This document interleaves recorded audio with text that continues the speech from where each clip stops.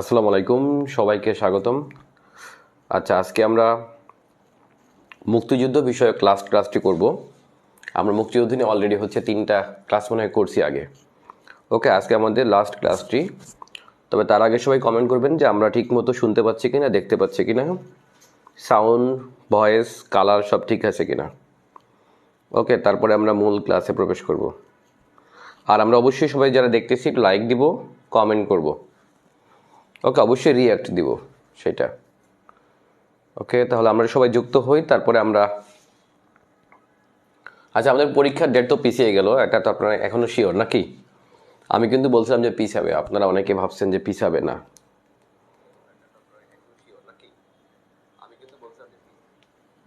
পরীক্ষার ডেট নিয়ে আমাদের মধ্যে সেই শুরু থেকে আপনারা সবাই বলছিলেন যে পরীক্ষা হয়ে যাবে মার্চ মাসে। আমি কিন্তু আপনাদের প্রথমে বলছিলাম, একদম যখন ভর্তি করি তখন অনেকের কমেন্ট, অনেকের চ্যাট লিস্ট দেখলে বুঝতে পারবেন। আপনারা জিজ্ঞেস করছেন যে স্যার কবে পরীক্ষা হতে পারে, ভাইয়া কবে পরীক্ষা হতে পারে। আমি বলছিলাম যে পরীক্ষা আমাদের অনেক দেরি হবে, সেটা এপ্রিল মে, এটা বলছিলাম। ইনশাল্লাহ সেই দিকে যাচ্ছে। দেখেন, আপনারা বুঝতে পারেন যে একটা খোড়া অজুহাত, সেটা হলো প্রেসে যদি ছোট প্রেসও হয়, আপনার পিএসসি যে 3 লাখ প্রশ্ন ছাপতে সময় লাগে মাত্র 1 দিন বা 2 দিন, ঠিক আছে? সো প্রেস ফাঁকা পাচ্ছে না, বাংলাদেশে হাজার হাজার প্রেসে কোনো কাজ নাই। ওকে, হাজার হাজার প্রেসে কোনো কাজ নেই। সো এটা একটা খোড়া যুক্তি। আচ্ছা, আমরা যারা যুক্ত হচ্ছি সবাই একটু কমেন্ট করি, তারপরে আমরা ক্লাসে প্রবেশ করব। ওকে, আমরা একটু কমেন্ট করি, ঠিক মতো আপনারা দেখতে পাচ্ছেন কি? সালাম টালাম দেন সবাই, ভুলে গেলাম নাকি? সালাম দিলাম, সালাম দেন সবাই। আচ্ছা, আর কিছু না লেখেন, সালাম দিতে পারেন। ওকে, আচ্ছা, আমাদের আজকের বিষয় থাকবে বাংলাদেশের মুক্তিযুদ্ধের লাস্ট পর্যায়টুকু আজকে আমরা আলোচনা করব, ঠিক আছে? একটা হলো মুক্তিযুদ্ধের বৃহৎ শক্তিবর্গের ভূমিকা, বাংলাদেশকে স্বাধীন রাষ্ট্র হিসেবে স্বীকৃতি, এখানে আপনার বিভিন্ন দেশের অবদান কেমন ছিল, বিশেষ করে আপনার বৃহৎ শক্তিবর্গের ভূমিকা বা আপনার আমাদের বন্ধুপ্রতিম দেশ কোনগুলো বাংলাদেশকে স্বীকৃতির বিষয়টি, এটা কিন্তু আমাদের পরীক্ষায় ঘন ঘন আসে, এবং যে কোনো চাকরি পরীক্ষায় যেহেতু আসে,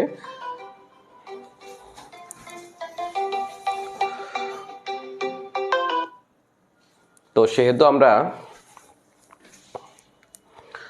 আমরা অনেকেই যুক্ত হয়ে গেছি, ক্লাসটা শুরু করে দেই, ঠিক আছে? সালাম দিচ্ছেন, সাবিরা লিখছেন, সাবিরা খান লিখছেন আসসালামু আলাইকুম। ওয়ালাইকুম আসসালাম। আচ্ছা, সবাইকে ওয়ালাইকুম আসসালাম একসাথে। আর আমরা আরেকবার একটু কমেন্ট করে মূলত চলে যাই ক্লাসে, ঠিক আছে? সবাই সালাম দিচ্ছেন। আচ্ছা, এই তো সালাম শুরু হয়ে গেছে।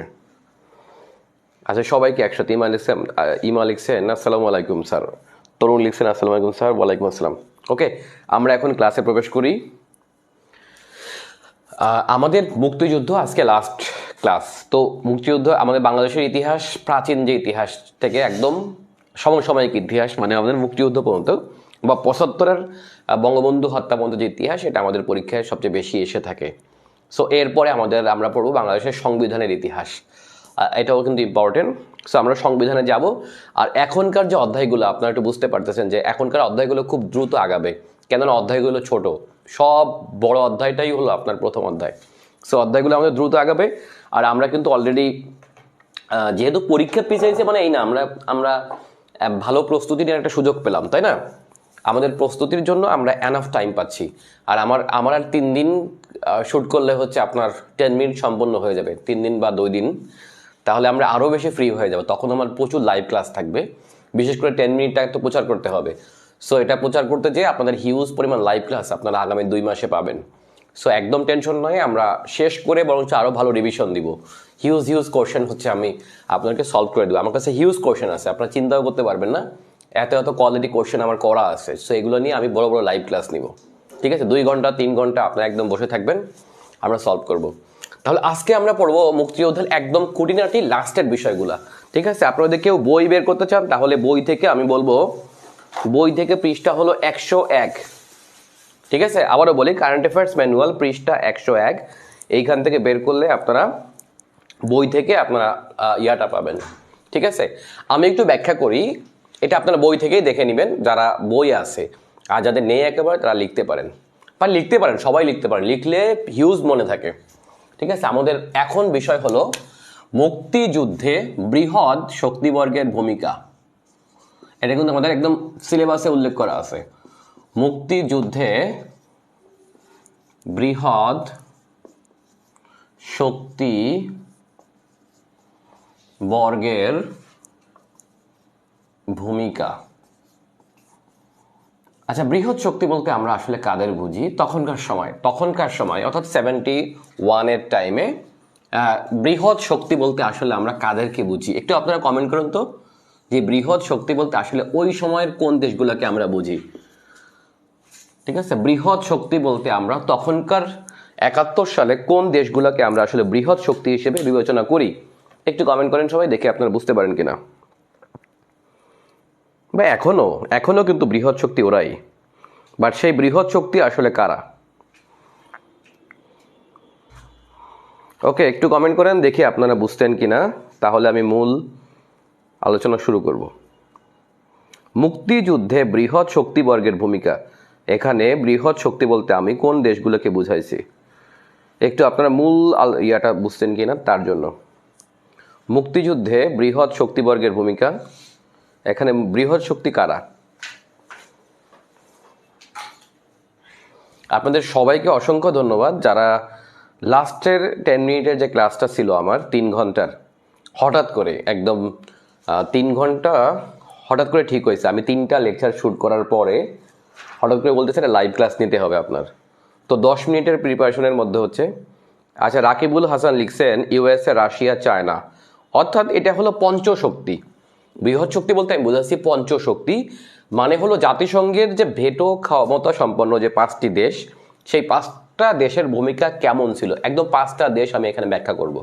ওকে, এর বাইরেও কিন্তু আমাদের ভূমিকা নিয়ে প্রশ্ন আসে, বিশেষ করে যদি আমি বলি ভারতের ভূমিকা, ভুটানের ভূমিকা, বা অন্য যে আপনার বিভিন্ন মহাদেশিক যে দেশগুলো আছে, বা মুসলিম বিশ্বের বিভিন্ন দেশের ভূমিকা কেমন ছিল, সেই বিষয়টাও আজকে আমি আপনাদেরকে ব্যাখ্যা করার চেষ্টা করব। ইভেন ইসরায়েল এবং হচ্ছে আপনার তাইওয়ান, এমন রাষ্ট্রগুলোও কিন্তু বাংলাদেশের পক্ষ অবলম্বন করছিল, সো তাদের ভূমিকা কেমন ছিল সেটা আমরা ব্যাখ্যা করব। লাস্টের ক্লাসটা যেটা বলছিলাম, যে লাস্টের ক্লাসটায় আপনাদের এত ভালো এঙ্গেজমেন্ট ছিল যে এটা আমার সব থেকে 10 মিনিটে যতগুলো ক্লাস জবসের হয় এর মধ্যে সব থেকে ভালো রিয়াকশন আসছে। আমি 5-এর মধ্যে 4.83 পাইছি, যেটা হলো এক্সট্রা আমি আরও 1500 টাকা বোনাস পাবো আপনাদের জন্য। ঠিক আছে, এটা কিন্তু হয়েছে শুধুমাত্র আমি জানি যে আপনাদের জন্য, আপনারা অসম্ভব রেসপন্স করছেন, যেটা অন্যান্য ক্লাসে এত এঙ্গেজমেন্ট ছিল না। ওকে, এবং যে কোনো টিচার থেকে 10 মিনিটের যে লক্ষ্যই হচ্ছে 4.7 অর্জন, সেখানে আমার 4.83, প্রত্যেকটা ক্লাস হচ্ছে আপনাদের জন্য খুব ভালো হচ্ছে। ওকে, সো আমি আপনাদের জন্য লাইভ নিব। আচ্ছা, কে এম ইকবাল বলছেন চায়না, ইউএসএসআর, ফ্রান্স। ওকে, ইউএসএসআর, ফ্রান্স, আমরা একটি ইউকের নামটাও বলবো। আচ্ছা, অনিরুদ্ধ বলছেন জাতিসংঘ ভেটো দানকারী 5টি দেশ। ইয়েস, 5টি দেশ সবাই আমরা লিখছি, তাহলে আমরা মোটামুটি বুঝছি। আচ্ছা, আমি একটু এখানে বলি, বৃহৎ শক্তি বলতে আসলে আমরা বুঝি জাতিসংঘের ভেটো ক্ষমতা সম্পন্ন 5টি দেশ। এই 5টি দেশের ভূমিকা কেমন সেটি আমরা আজকে আলোচনা করব। দেখেন, আমাদের সবার থেকে ইম্পর্টেন্ট হলো এখানে মার্কিন যুক্তরাষ্ট্র কিন্তু আমাদের সব থেকে বেশি হচ্ছে আমাদের বিপক্ষে অবস্থানকারী যে রাষ্ট্র, সেটি হচ্ছে মার্কিন যুক্তরাষ্ট্র। আমাদের কিন্তু পক্ষে যদি আমরা বলি, দেখেন মার্কিন যুক্তরাষ্ট্রের নাগরিকরা কিন্তু বাংলাদেশের পক্ষে ছিল, একদম নৈতিক দিক থেকে বাংলাদেশের পক্ষে ছিল। আপনারা একটু খেয়াল করে দেখবেন, 72 সালে যখন বঙ্গবন্ধু ভারতে বসে ভাষণ দেন, তখন একদম মার্কিন সরকারের একদম কড়া সমালোচনা করেছিল যে মার্কিন যুক্তরাষ্ট্রের নাগরিকদেরকে আমরা ধন্যবাদ দিব, কিন্তু মার্কিন যুক্তরাষ্ট্রকে আমরা ধন্যবাদ দিতে পারছি না বন্ধু। কেন বলছিল বুঝতেই পারছেন, কেননা মার্কিন সরকার আমাদের সম্পূর্ণ বিপক্ষে ছিল। ঠিক আছে, এখন আমরা জানি যে এই মার্কিন সরকার কিভাবে বিপক্ষে ছিল সেটা একটু আমরা দেখি। দেখেন, 4 ডিসেম্বর 1971 সালে, 4 ডিসেম্বর অর্থাৎ যুদ্ধ যখন শেষ, ঠিক আছে, 4 ডিসেম্বর 1971 সালে জাতিসংঘে উপমহাদেশের,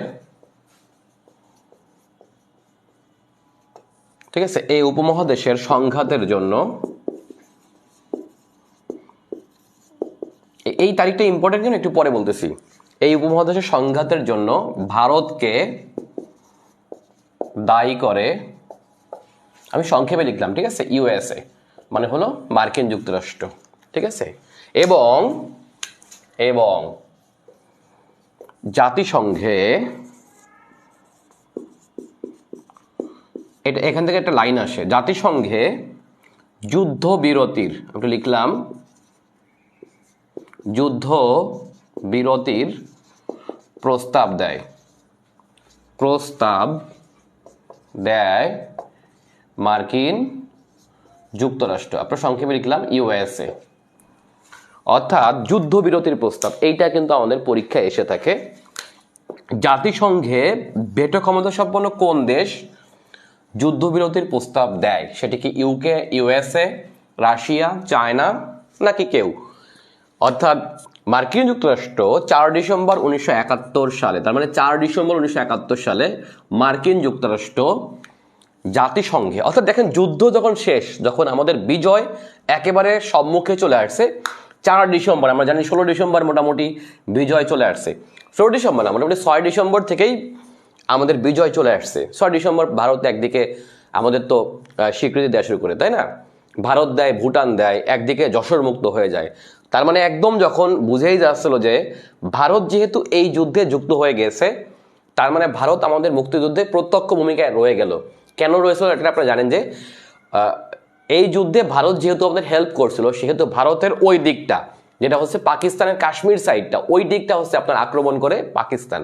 সো ভারত হচ্ছে আমাদের পক্ষে ডিরেক্ট যুদ্ধে অবস্থান করে এবং আমাদের মুক্তি বাহিনীর সাথে ভারতীয় মিত্র বাহিনী মিলে গঠন করে যৌথ বাহিনী। তাহলে যৌথ বাহিনী গঠিত হয় কিভাবে? সেটা হলে আমাদের মুক্তি বাহিনী প্লাস ভারতীয় মিত্র বাহিনী। মিত্র বাহিনী কারা? যারা যেই 5-6 হাজার ভারতীয় সৈন্য মুক্তিযুদ্ধে আমাদেরকে ডিরেক্ট হেল্প করছিল, ওদেরকে আমরা বলি মিত্র বাহিনী। তাহলে মুক্তি বাহিনী প্লাস মিত্র বাহিনীর সম্মিলিত বাহিনীর নাম হলো কি? যৌথ বাহিনী। এই যৌথ কমান্ডের নিকট যখন হেরে যাচ্ছিল, তখন মার্কিন যুক্তরাষ্ট্র বলল যে 4 ডিসেম্বর জাতিসংঘে মহাসচিবের কাছে তখন হচ্ছে একটা করে যে এই উপমহাদেশে মানে যে সংলাপ হয়, সেই সংলাপে বলে যে এই উপমহাদেশ সংঘাতের জন্য ভারত দায়ী, ঠিক আছে, এবং মার্কিন যুক্তরাষ্ট্র তখন হচ্ছে আপনার যুদ্ধবিরতির প্রস্তাব দেয়। এবং সেই প্রস্তাবে কে কিভাবে অবস্থান নেয় সেটা দেখি আমরা। সেই প্রস্তাবে সমর্থন করে চীন, দেখেন সমর্থন করে চীন, ঠিক আছে। তাহলে এটি হলো জাতিসংঘে মানে বাংলাদেশ বিষয়ক সংলাপ হয়। আমরা জানি যে নিরাপত্তা পরিষদে, এটা কিন্তু কোথায় হয় বলতো? নিরাপত্তা পরিষদে। কেন হয় নিরাপত্তা পরিষদে? কেননা আমরা বুঝতে পারি যে নিরাপত্তা কোথাও যদি যুদ্ধ বাঁধে, সংঘাত বাঁধে, তাহলে এই বিষয়ক যে প্রতিষ্ঠান কাজ করবে, সেখানে শান্তিরক্ষী বাহিনী পাঠাবে কিনা, অথবা এটা নিয়ে কিন্তু আপনার জাতিসংঘে এখনো কাজ করে কে? সেটা হচ্ছে নিরাপত্তা পরিষদ। তার মানে নিরাপত্তা পরিষদে হচ্ছে আপনার এই প্রস্তাব ওঠে। সেই প্রস্তাবে কারা ভোট দিতে পারে? যারা হচ্ছে স্থায়ী ক্ষমতা সম্পন্ন 5টি দেশ, আর যে অস্থায়ী 10টি দেশ, এরাও হলো আপনার ওখানে কি করবে? মানে ভোট দিতে পারবে। সেই ভোটে কি হয় দেখেন, তাহলে এটাকে সমর্থন করে কে? অর্থাৎ মার্কিন প্রস্তাবকে সমর্থন করে চীন। তার মানে যুদ্ধবিরতির প্রস্তাবকে সমর্থন করছে কে? চায়না। ওকে, এখন একটু আসি তাহলে, বাকি থাকে কে? ব্রিটেন এবং ফ্রান্স। ব্রিটেন এবং ফ্রান্স কি করে বলুন তো এটাকে? আচ্ছা, ব্রিটেন এবং ফ্রান্স হচ্ছে এই ভোট দানে বিরত থাকে। ভোট দানে বিরত ছিল, বিরত ছিল। অর্থাৎ ব্রিটেন এবং ফ্রান্স এখানে ভোট দেয় না। আমরা ভোট দানে বিরত থাকা মানে হচ্ছে আমরা কোনো পক্ষে নেই। ওকে, অর্থাৎ আমরা ব্রিটিশ পক্ষেও নেই, আমরা মার্কিন পক্ষেও নেই, সোভিয়েত পক্ষেও নেই। সো এরা হলো ভোট দানে বিরত থাকে। তাহলে ব্রিটেন এবং ফ্রান্স ভোট দানে বিরত ছিল, বিরত।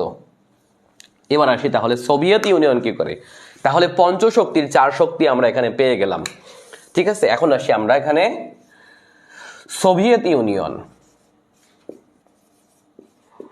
সোভিয়েত ইউনিয়ন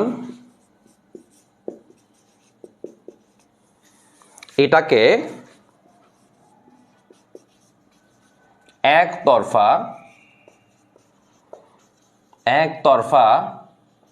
মানে এই যে ভারতকে যে দায়ী করা হয় এটাকে একতরফা বলে উল্লেখ করে। একতরফা মানে আমরা বুঝতে পারছি, একতরফা বলে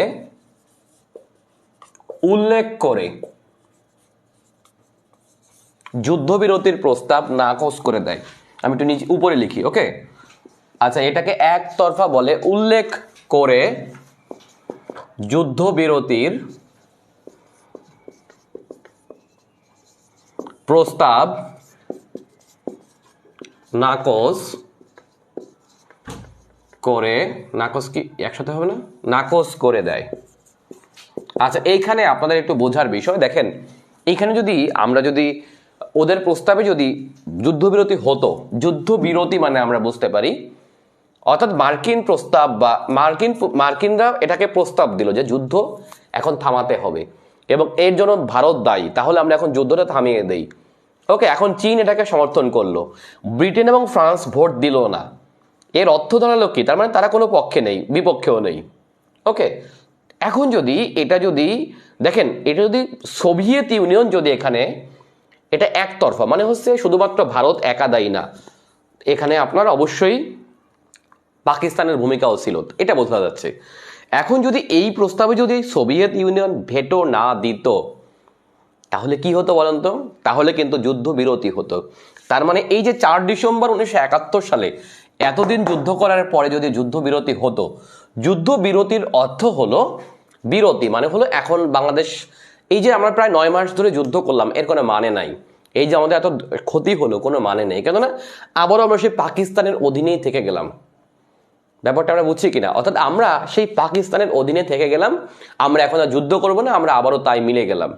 এর অর্থ আমাদের 9 মাস যা কিছু করছি, যত ক্ষতি হয়েছে, যত লোক মারা গেছে, যত দেশের ক্ষতি হলো, সম্পূর্ণ বিষয়টা আমরা মেনে নিয়ে আবারও গলায় হাত দিয়ে আবারও আমরা একসাথে দেশ চালাবো। ব্যাপারটা এরকম হয়ে যাচ্ছিল। তার মানে সোভিয়েত ইউনিয়ন যদি ওই দিন ভেটো না দিত, তার অর্থ দাঁড়াতো কি, দেখেন যে তার অর্থ দাঁড়াতো যে আপনার বাংলাদেশের মুক্তিযুদ্ধের যে এতদিন যুদ্ধ করছে তা কিছুই হতো না এবং আমরা আবারও সেই পাকিস্তানের অধীনেই থেকে যেতাম। সো বৃহৎ শক্তিবর্গের মধ্যে সোভিয়েত ইউনিয়নের কাছে আমরা কতটা ঋণী সেটা মনে হয় আপনারা বুঝতে পারলেন। ব্যাপারটা বুঝছেন? তাহলে আমাদের 9 মাস একদম বৃথা যেত, ঠিক আছে? এই হলো ব্যাপার। সো বৃহৎ শক্তিবর্গের ভূমিকা এখানে ছিল। অন্যদিকে আমরা জানি যে মার্কিন যুক্তরাষ্ট্র কিন্তু এই যুদ্ধে তার 7ম নৌবহর প্রেরণ করে। 7ম নৌবহর কি আমরা সবাই জানি যে এটা একটা ভ্রাম্যমাণ ক্যান্টনমেন্ট টাইপের, এটা এত বৃহৎ একটা নৌবহর এটাকে বলা হয় একটি ভ্রাম্যমাণ ক্যান্টনমেন্ট। বরঞ্চ পৃথিবীর অনেক ক্যান্টনমেন্টের থেকে পাওয়ারফুল হলো একটা ওদের নৌবহর, যেখানে আপনার 30, 35, 40, 50টা প্লেন একসাথে থাকতে পারে, রান করতে পারে। সো 7ম নৌবহর পৃথিবীর বৃহত্তম তখনকার সময় একটা নৌবহর, যেটি হচ্ছে প্রেরণ করছিল। সো সোভিয়েতের এই ভেটো কিন্তু আপনার খুবই গুরুত্বপূর্ণ ছিল। এখন এইখানে আমাদের আরেকটা জিনিস বুঝতে হবে, আমাদের যে ফরেন মিনিস্টার ছিল মুক্তিযুদ্ধকালীন সেটা হচ্ছে আপনার একজন গাদ্দার, আমরা সবাই জানি, সেটা হচ্ছে খন্দকার মোস্তাক। এই খন্দকার মোস্তাক কিন্তু মুজিবনগর সরকারের সদস্য হিসেবে আগে থেকে হয়তোবা কোনো হয়তোবা কোনো মার্কিন গুপ্তচর অথবা কোনো ইসরায়েলি গুপ্তচর তাকে হয়তোবা ইনফ্লুয়েন্স করছিল, যে কারণে সে কিন্তু আগে থেকেই এই যুদ্ধবিরতির পক্ষে ছিল। ব্যাপারটা বুঝছেন তো? অর্থাৎ মুজিবনগর সরকারের মধ্যে কিন্তু আপনার খন্দকার মোস্তাক কিন্তু এই যুদ্ধবিরতির পক্ষে ছিল, অর্থাৎ সেও চাচ্ছিল যে মুক্তিযুদ্ধটা যাতে আর না হয়, তার মানে আমরা পাকিস্তানের সাথে আবারও যাতে রয়ে যাই, ঠিক আছে? এইটা হলো আপনার ইয়া। আচ্ছা, এখন দেখেন এই যে সোভিয়েত ইউনিয়ন যে একতরফা বলে এটা উল্লেখ করে এটাকে ভেটো দিল, যেই কারণে কিন্তু মুক্তিযুদ্ধটা পুরোপুরিভাবে শেষ হলো এবং আমরা কিন্তু একটা স্বাধীন দেশ পেলাম। না হলে কিন্তু ভারত যতই সাহায্য করুক না কেন, ভারত তো আর মার্কিনদের সাথে লাগতে পারতো না। মার্কিন যুক্তরাষ্ট্র যদি সরাসরি এখানে মানে জড়িয়ে যেত, হয়তো 7ম নৌবহর থেকে যদি বঙ্গোপসাগরে কোনোভাবে হামলা করতো আমাদের এই দিকে, তাহলে হয়তো আমরা হেরে যেতে পারতাম। সো ভারত কিন্তু তখন কিছু করতে পারতাম, ভারতে এতটা পাওয়ার নেই যে মার্কিনদের বিপরীতে যে যুদ্ধ করবে। সো এইখানে এই সোভিয়েত ভেটো আমাদের জন্য অনেক বেশি কাজ দিছে, বাট ভারতের ভূমিকা তো সব থেকে বেশি আমরা বুঝতে পারি, কেননা সোভিয়েত ইউনিয়নকে রাজি করানো এটাও কিন্তু ভারতের একটা চাল ছিল। ভারতের সাথে তখন সোভিয়েত ইউনিয়ন এক ধরনের মৈত্রী চুক্তিতে আবদ্ধ ছিল। সো ভারতের কারণেই হচ্ছে সোভিয়েত ইউনিয়ন আমাদের সাথে এতটা পক্ষ অবলম্বন করলো। এখন যদি আমরা দেখি যেখানে এইখানে আমরা বুঝতে পারি যে এই যে চীন, তারপর হচ্ছে মার্কিন যুক্তরাষ্ট্র অথবা সোভিয়েত ইউনিয়ন, আমরা দেখতে পারি এটা 1971 সাল। তার মানে এটা কিন্তু স্নায়ুযুদ্ধেরও একটি অংশ। আমরা একইভাবে দেখি যে পৃথিবীতে তখন একাধিক যুদ্ধ চলছিল পরপর, সেটা ভিয়েতনাম যুদ্ধ হোক, বার্লিন সংকট হোক, কিউবার সংকট হোক, কোরিয়া যুদ্ধ হোক। এই যে আপনার 50-এর দশক থেকে আমরা কয়েকটা বড় বড় যুদ্ধ দেখি, সংঘাত দেখি পৃথিবীতে, সেইখানেও কিন্তু আমরা খেয়াল করে দেখব যে এই দুইটা দেশ কিন্তু আপনার ভিন্ন ভিন্ন মেরুতে অবস্থান করে। অর্থাৎ একদিকে যখন এই পুঁজিবাদী বিশ্ব যখন একদিকে এক হয়ে যায়, তখন কিন্তু অন্যদিকে কিন্তু আপনার সোভিয়েত ইউনিয়ন আরেকটা পক্ষ অবলম্বন করত। তার মানে এই বাংলাদেশের মুক্তিযুদ্ধ কিন্তু ওয়ান কাইন্ড অফ স্নায়ুযুদ্ধর অংশ। এটাও কিন্তু একটা বিশ্বের প্রায় বৃহৎ শক্তিবর্গ, সবাই কম বেশি দুইটা পক্ষে তখন অবস্থান করে, ঠিক আছে। অথবা এখান থেকেও কিন্তু আপনার একটা থার্ড ওয়ার্ল্ড ওয়ার হতে পারতো, বাট সেটা কিন্তু আপনার হয়নি। সো আমরা এটা বুঝতে পারি, এটি হলো আমাদের মুক্তিযুদ্ধে বৃহৎ শক্তিবর্গের ভূমিকা, ঠিক আছে। আচ্ছা, এখন এই যে সোভিয়েত ইউনিয়ন যেটাকে ভেটো দিয়েছিল, এটাকে আবার সমর্থন করে হলো নিরাপত্তা পরিষদের অস্থায়ী সদস্য পোল্যান্ড, ঠিক আছে। কে সমর্থন করে? পোল্যান্ড। কেন না পোল্যান্ড তখন হচ্ছে আপনার সোভিয়েত মেরুতে অবস্থান করত, ঠিক আছে, এই আর কি। আচ্ছা, এবার একটু আমরা দেখি, আপনারা আছেন তো?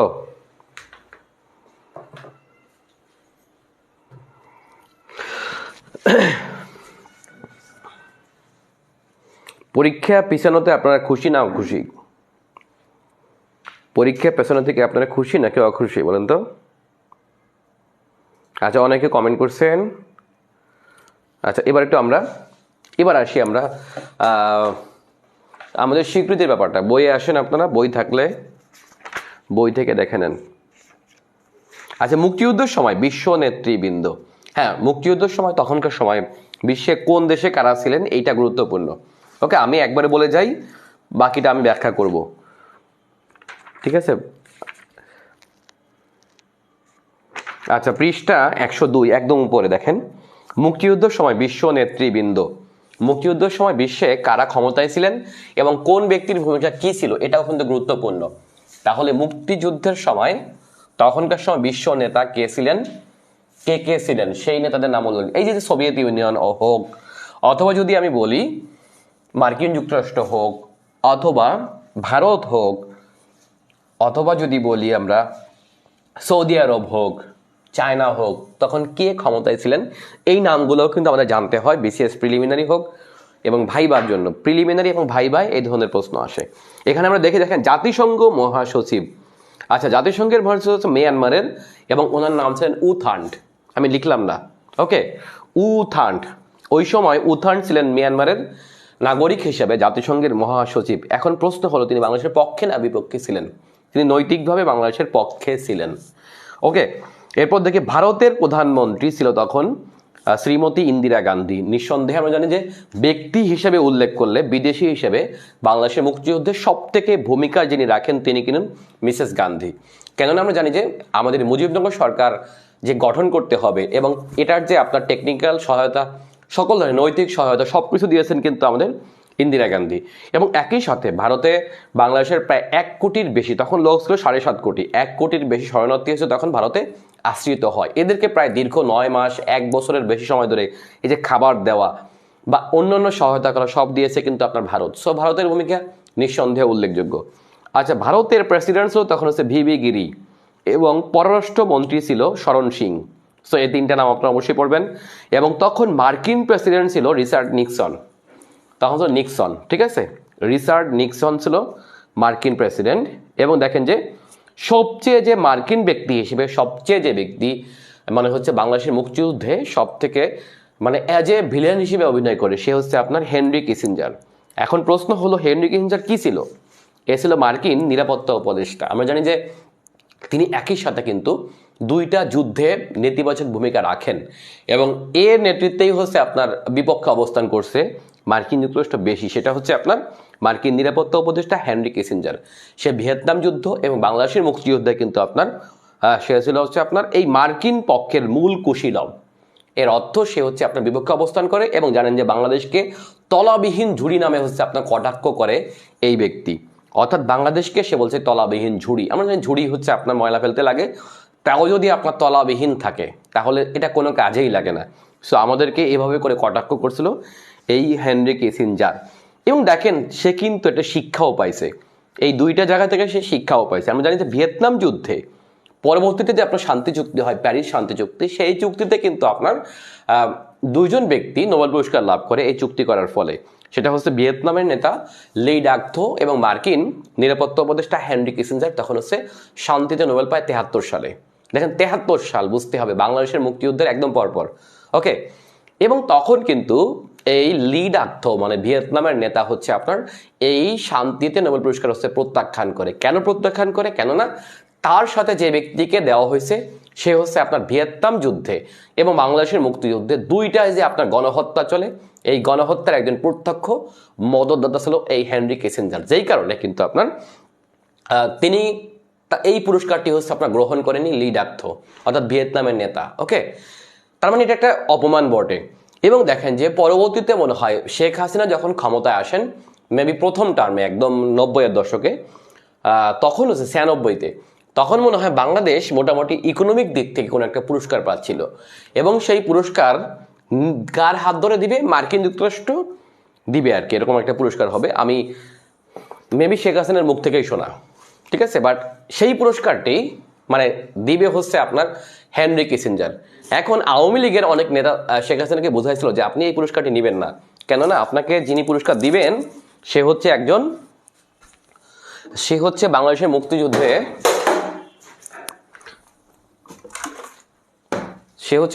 মুক্তিযুদ্ধে নেতিবাচক ভূমিকা রাখছে এবং আমাদেরকে কটাক্ষ করছে। সো এই পুরস্কারটি আপনি নেবেন না তার হাতে। তখন শেখ হাসিনা বলছিল যে ওনার হাত থেকে আমি পুরস্কার নিব, কেননা ওনার হাত থেকে পুরস্কার নেওয়া মানে হচ্ছে ওনাকে অপমান করা। বুঝেন নাই যে সেই তলাবিহীন ঝুড়ি কিন্তু এখন পাকিস্তান থেকেও এগিয়ে আছে। আমরা জানি যে আমাদের একটা দেশ শুরু হয়েছিল একদম শূন্য হাত দিয়ে, কেননা স্টেট ব্যাংক, সেনাবাহিনী যা কিছু ছিল সব হিসাব ছিল ওই দিকে। আমরা একটা শূন্য হাত দিয়ে যে রাষ্ট্র শুরু করছিলাম সেই রাষ্ট্র কিন্তু আপনার মাত্র 50-52 বছর বয়সে কিন্তু আপনার ঘুরে দাঁড়িয়েছে, এত বৃহৎ লোক সংখ্যা নেওয়ার পরেও। ওকে, সো এটা আমাদের জন্য বিশাল অর্জন। আচ্ছা, এবার দেখি আমরা, তাহলে আমরা মনে রাখবো মার্কিনদের ভূমিকা কেমন ছিল। আচ্ছা, ব্রিটিশ প্রধানমন্ত্রীর নাম ছিল এডওয়ার্ড হিথ। ওকে, আর মার্কিন পররাষ্ট্রমন্ত্রীর নাম ছিল উইলিয়াম পি রজার, আমরা দেখতে পাচ্ছি। আর ব্রিটিশ প্রধানমন্ত্রীর নাম ছিল এডওয়ার্ড হিথ। আচ্ছা, এডওয়ার্ড হিথ কেমন লোক ছিল একটু বলি। এডওয়ার্ড হিথ কিন্তু আমরা জানি যে বঙ্গবন্ধু যখন দেশে ফেরেন তখন বঙ্গবন্ধুকে কিন্তু আপনার রিসিভ করছিল যে ব্যক্তি, আমরা জানি বঙ্গবন্ধু কিন্তু ডিরেক্ট মানে পাকিস্তান থেকে তো ঢাকায় কোনো ফ্লাইট ছিল না, তাহলে বঙ্গবন্ধু দেশে ফিরছে কিভাবে? বঙ্গবন্ধু দেশে ফেরে হচ্ছে আপনার লন্ডন হয়ে, আমরা সবাই জানি করাচি থেকে যায় লন্ডন, লন্ডন থেকে এয়ারে করে আসে হচ্ছে আপনার সাইপ্রাস থেকে হচ্ছে আপনার ইন্ডিয়া থেকে ঢাকার তেজগাঁওয়ে আসে। ওকে, এই যে বঙ্গবন্ধু যখন করাচি থেকে মানে জেল থেকে মুক্ত হয়ে যখন লন্ডন যায়, এই লন্ডন গেলে কিন্তু আপনার তখন সদ্য স্বাধীন একটি দেশ, তাও আবার পৃথিবীর একদম জিরো একটা দেশ, অর্থাৎ সেই দেশের নেই কোনো অর্থনীতি, নেই কোনো পররাষ্ট্রনীতি, নেই কিছুই। এবং সেই রাষ্ট্রের প্রধানমন্ত্রীকে রিসিভ করতে গিয়েছিল ব্রিটিশ প্রধানমন্ত্রী এডওয়ার্ড হিথ। এটা কিন্তু একটা বিশাল ব্যাপার। আপনি চিন্তা করেন যে ব্রিটিশরা সাধারণত তখন পৃথিবীতে একদম নাকুচু একটা জাতি, নাকুচু মানে আমরা বুঝতে পারি, ওরা কিন্তু আপনার এয়ারপোর্টে কোনো থার্ড ওয়ার্ল্ড কান্ট্রির কোনো নেতাকে রিসিভ করতে যায় না, কিন্তু ব্রিটিশ প্রধানমন্ত্রী বঙ্গবন্ধুকে রিসিভ করতে গিয়েছিল। এবং তখন সবাই আশ্চর্য হয়েছিল সাংবাদিকরা যে আপনি এরকম একজন নেতাকে রিসিভ করতে গিয়েছেন। তখন সে বলছিল যে আমি যাকে রিসিভ করতে গেছি এবং এটা কোনো দেশের প্রেসিডেন্ট বা প্রধানমন্ত্রীকে না, আমি ব্যক্তি মুজিবের যে ভাবাদর্শে মানে সে যে কতটা বিমোহিত ছিল সেটা আমরা বুঝতে পারি অ্যাজ এ হিরো। আমি যখন ভারতের সাবেক প্রেসিডেন্ট প্রণব মুখার্জি একটা লেখা পড়লাম, আমি অবাক হয়ে গেছি। প্রণব মুখার্জি তখন কিন্তু আপনার প্রণব মুখার্জি কিন্তু ইন্দিরা গান্ধী সরকারের গুরুত্বপূর্ণ মন্ত্রী, অর্থমন্ত্রী তাও। ওকে, এবং প্রণব মুখার্জি নিজে একজন বিখ্যাত ব্যক্তিত্ব, বাট প্রণব মুখার্জির দৃষ্টিতে বঙ্গবন্ধু মনে হয় যে কোনো হিরো। আপনি চিন্তা করতে পারবেন এখন রাষ্ট্রপতি, ভারতের মতো দেশের রাষ্ট্রপতি, তাদের আদর্শ ছিল বঙ্গবন্ধু টাইপের নেতা। তো আপনি চিন্তা করেন থার্ড ওয়ার্ল্ড কান্ট্রি হিসেবে আমরা কি বিশাল এক নেতা পেয়েছিলাম, ঠিক আছে। সো এডওয়ার্ড হিথ কিন্তু মুক্তিযুদ্ধে মানে বাংলাদেশের পক্ষে বিপক্ষে ছিল না, বাট ব্যক্তি মুজিবের সে হচ্ছে ভক্ত ছিল, সেটা আমরা বুঝতে পারি। আচ্ছা, এরপর দেখি আমরা সোভিয়েত ইউনিয়ন, এটা গুরুত্বপূর্ণ। সোভিয়েত ইউনিয়নের নেতৃবৃন্দ কারা ছিল, এটা আমার জন্য গুরুত্বপূর্ণ। দেখেন, সোভিয়েত ইউনিয়নটাকে আমাদের বুঝতে হবে তখন 2-3টা ভাবে। দেখেন, তখন ছিল সোভিয়েত ইউনিয়ন, মানে আমরা বুঝতে পারি কিনা, সোভিয়েত ইউনিয়নে তখন আমরা জানি অনেকগুলো দেশ, তাই না? কয়টা দেশ? প্রায় 15টি দেশ। 15টি দেশ মিলে হচ্ছে আপনার সোভিয়েত ইউনিয়ন ছিল, ঠিক আছে? এখন সোভিয়েত ইউনিয়নের কাঠামোটা তখন হচ্ছে আপনার কেমন ছিল দেখেন। এক হলো সবার উপরে থাকবে কে বলেন তো? সোভিয়েত ইউনিয়নের প্রধান থাকবে হলো, সবার উপরে যিনি থাকবেন তিনি কিন্তু দলীয় নেতা। আমরা জানি যে এই টাইপের যেটা হচ্ছে সমাজতান্ত্রিক দেশ, সমাজতান্ত্রিক দেশে কিন্তু সবার উপরে পার্টি, সবার উপরে কি রাজনৈতিক দল, অর্থাৎ দল থাকবে একটাই, সেটা হচ্ছে আপনার কি কমিউনিস্ট পার্টি, যেটা আমরা দেখি যে চাইনিজ কমিউনিস্ট পার্টি বা সোভিয়েত কমিউনিস্ট পার্টি। এটা হলো আপনার সবচেয়ে গুরুত্বপূর্ণ, অর্থাৎ কমিউনিস্ট পার্টির যিনি নেতা তিনি সবার উপরে, তিনি হচ্ছে আপনার দেশের সুপ্রিম লিডার। যেমন যদি আমরা দেখি উত্তর কোরিয়ার সুপ্রিম লিডার কে বলেন তো? সেটা হচ্ছে কিম জং উন, কেননা তিনি কমিউনিস্ট পার্টির কিন্তু আপনার সেক্রেটারি। ওকে, তার মানে সোভিয়েত টাইপের দেশগুলা, বা সোভিয়েত না আর কি, সোজা কথা সমাজতান্ত্রিক দেশগুলাতে সবচেয়ে বড় পদটাই হলো সেই দেশের কমিউনিস্ট পার্টির যিনি সেক্রেটারি, সে হচ্ছে দেশের সবচেয়ে বড় পদ। ওকে, এখন এমনও হয় যে যিনি কমিউনিস্ট পার্টির সেক্রেটারি তিনি দেশের প্রেসিডেন্ট, তাহলে ভিন্ন কথা। যেমন দেখি আমরা উত্তর কোরিয়ার বর্তমান যিনি সবচেয়ে বড় নেতা, সে একই সাথে কমিউনিস্ট পার্টির সেক্রেটারি আবার দেশের প্রেসিডেন্ট, অর্থাৎ তিনি 2টা পদে আছেন একই সাথে। ঠিক চায়নায় আমরা একই মানে দেখি, চায়নায় যিনি কমিউনিস্ট পার্টির সেক্রেটারি অর্থাৎ যেটা হচ্ছে আপনার শি জিনপিং, সে একই সাথে কিন্তু আপনার, আবার এখানে বুঝতে হবে কমিউনিস্ট পার্টির কিন্তু প্রেসিডেন্ট থাকে না। ওকে, এখানে সেক্রেটারি হচ্ছে সবচেয়ে বড় পদ। তাহলে কমিউনিস্ট পার্টির যিনি সেক্রেটারি চায়নায়, তিনিই কিন্তু আপনার দেশের প্রেসিডেন্ট। বাট কমিউনিস্ট সোভিয়েত ইউনিয়নে কিন্তু একটু ভিন্ন ছিল। এখানে সোভিয়েত ইউনিয়নে অর্থাৎ যাকে বলা হয় supreme leader, supreme leader plus communist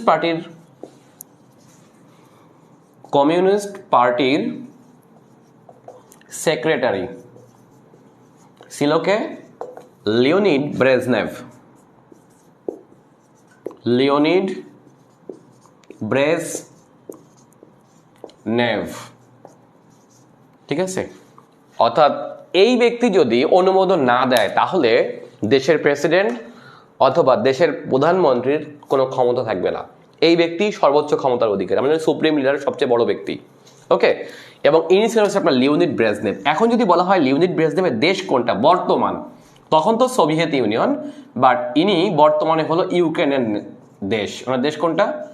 Ukraine, ঠিক আছে? ওনার দেশ হচ্ছে বর্তমানে ইউক্রেন। আচ্ছা, এবার দেখি আমরা দেশের প্রেসিডেন্টকে। আচ্ছা, দেশের প্রেসিডেন্ট ছিল হচ্ছে আপনার সুপ্রিম সোভিয়েত প্রেসিডিয়ামের চেয়ারম্যান এবং head of state. Head of state বলা হতো, বাট আমরা এখন যেটাকে প্রেসিডেন্ট বলি, ঠিক আছে? আচ্ছা, এর পরের পদ হলো দেশের প্রেসিডেন্ট যাকে বলি, অর্থাৎ যাকে বলা হয় সুপ্রিম সোভিয়েত প্রিমিয়ার, কি জানি বলা হয়, সুপ্রিম সোভিয়েত প্রেসিডিয়ামের চেয়ারম্যান, সুপ্রিম সোভিয়েত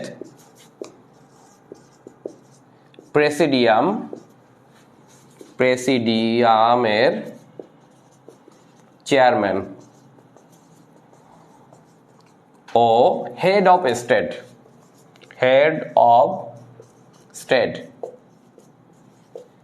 আচ্ছা, ইনি হলেন, মানে এটা কোন টাইপের পদ? আচ্ছা, এটি হলো আপনার এনার নাম হলো কি? নিকোলাস পডগর্নি। নিকোলাস পডগর্নি। ওকে, আচ্ছা, এইটা কোন টাইপের পদ? এই যে মানে হেড অফ স্টেট, আমরা বুঝি হেড অফ স্টেট কে হয় বলুন তো? অবশ্যই রাষ্ট্রপতি। এটা হলো আপনার রাষ্ট্রপতি। তার মানে যদি এইভাবে প্রশ্ন আসে যে আপনার আমাদের মুক্তিযুদ্ধের সময় সোভিয়েত ইউনিয়নের রাষ্ট্রপতি কে ছিল, তাহলে আনসার হবে নিকোলাস পডগর্নি। কেননা ওরা রাষ্ট্রপতি বলতো না, ওরা বলতো হেড অফ স্টেট, বাট বহির্বিশ্বে এটাকে আমরা কি বলতাম, রাষ্ট্রপতি বলতাম। ঠিক আছে, আরেকটা আছে হচ্ছে আপনার প্রিমিয়ার। আচ্ছা, আরেকটা আছে কি, সেটা হচ্ছে আপনার প্রিমিয়ার। আচ্ছা, নিকোলাস পদগনের বাড়ি হলো বর্তমান রাশিয়াতে, ইনি বর্তমান রাশিয়ান। ঠিক আছে, বর্তমান রাশিয়ান। আচ্ছা, আরেকটা হলো আপনার Soviet premier. Soviet premier, Soviet premier মানে যেটাকে আমরা বহির্বিশ্বে বলি প্রধানমন্ত্রী, বাট ওরা বলতে প্রিমিয়ার, বাট বহির্বিশ্বে এটাকে আমরা পিএম টাইপের পদ বলি। ঠিক আছে, সোভিয়েত প্রিমিয়ার নাম ছিল হচ্ছে অ্যালেক্সি কোসেগিন। অ্যালেক্সি কোসেগিন, এই নামটা কিন্তু আপনার খুবই বারবার আসে, এনাকে আমরা প্রত্যক্ষ ভূমিকায় দেখি। তাহলে এখানে কথা হচ্ছে যে লিওনিড ব্রেজনেভের ভূমিকাটা কি। দেখেন, যদি এই দুই ব্যক্তি কাজ করতে যায়, দেশের প্রেসিডেন্ট এবং দেশের প্রধানমন্ত্রী যদি কাজ করতে যায়, তাহলে অবশ্যই তাকে কমিউনিস্ট পার্টি সর্বোচ্চ নেতা, যাকে বলা হয় দেশের সুপ্রিম লিডার, তার অনুমতি লাগবে। তার মানে যদি আপনার এদের কাজকে অবশ্যই তিনি সমর্থন করছেন, বিধায় লিওনিড ব্রেজনেভ কিন্তু আপনার একজন ইম্পর্টেন্ট। কেননা সে যদি ভেটো দিত, তাহলে এই দেশের প্রেসিডেন্ট অথবা দেশের প্রধানমন্ত্রীর কিছু করার ছিল না। ওকে, সো এটা আমরা বুঝতে পারি। সর্বোচ্চ পদ কিন্তু আপনার সুপ্রিম লিডার, বাট বর্তমানে অনেক সুপ্রিম লিডার নিজেই কিন্তু দেশের প্রধানমন্ত্রী মানে প্রেসিডেন্ট থাকে, এটা ভিন্ন ব্যাপার। ওকে, এরা এখন বর্তমানে সব পদ বিলুপ্ত করে দিয়ে এরা নিজেরাই হয় সর্বে সর্বা, একনায়ক হয়, এটা একটু ভিন্ন ব্যাপার। সো এই ব্যক্তিদের ভূমিকা, এই যে অ্যালেক্সি কোসেগিন, এও কিন্তু একজন ইউক্রেনীয়, দেখছেন তাহলে। আচ্ছা, এই সেই সময় জাতিসংঘে যে স্থায়ী প্রতিনিধি ছিল, তার বাড়িও কিন্তু ইউক্রেনে, এবং ওই সময় সোভিয়েত ইউনিয়নের যিনি ফরেন মিনিস্টার ছিল, সেও কিন্তু তার বাড়ি কিন্তু ইউক্রেনে। সো আমাদের মুক্তিযুদ্ধে যদি আমি দেশ হিসেবে বলি, তাহলে ভেটো টেটো যা কিছু দিছে, এদের বেশিরভাগ দিছে কিন্তু আপনার এই ইউক্রেনের নাগরিকরা। ঠিক আছে, রাশিয়ানদের ভূমিকাও আছে নিঃসন্দেহে, বাট রাশিয়া ইউক্রেন আমরা উভয় দেশের কাছে অসম্ভব ঋণী, কেননা দুইটা দেশের লোকরাই ছিল হচ্ছে আপনার মানে ভূমিকায় ছিল আমাদের মুক্তিযুদ্ধে। ওকে, সো অনেকে বলে থাকে যে মুক্তিযুদ্ধে ভূমিকা কার বেশি, সেটা কি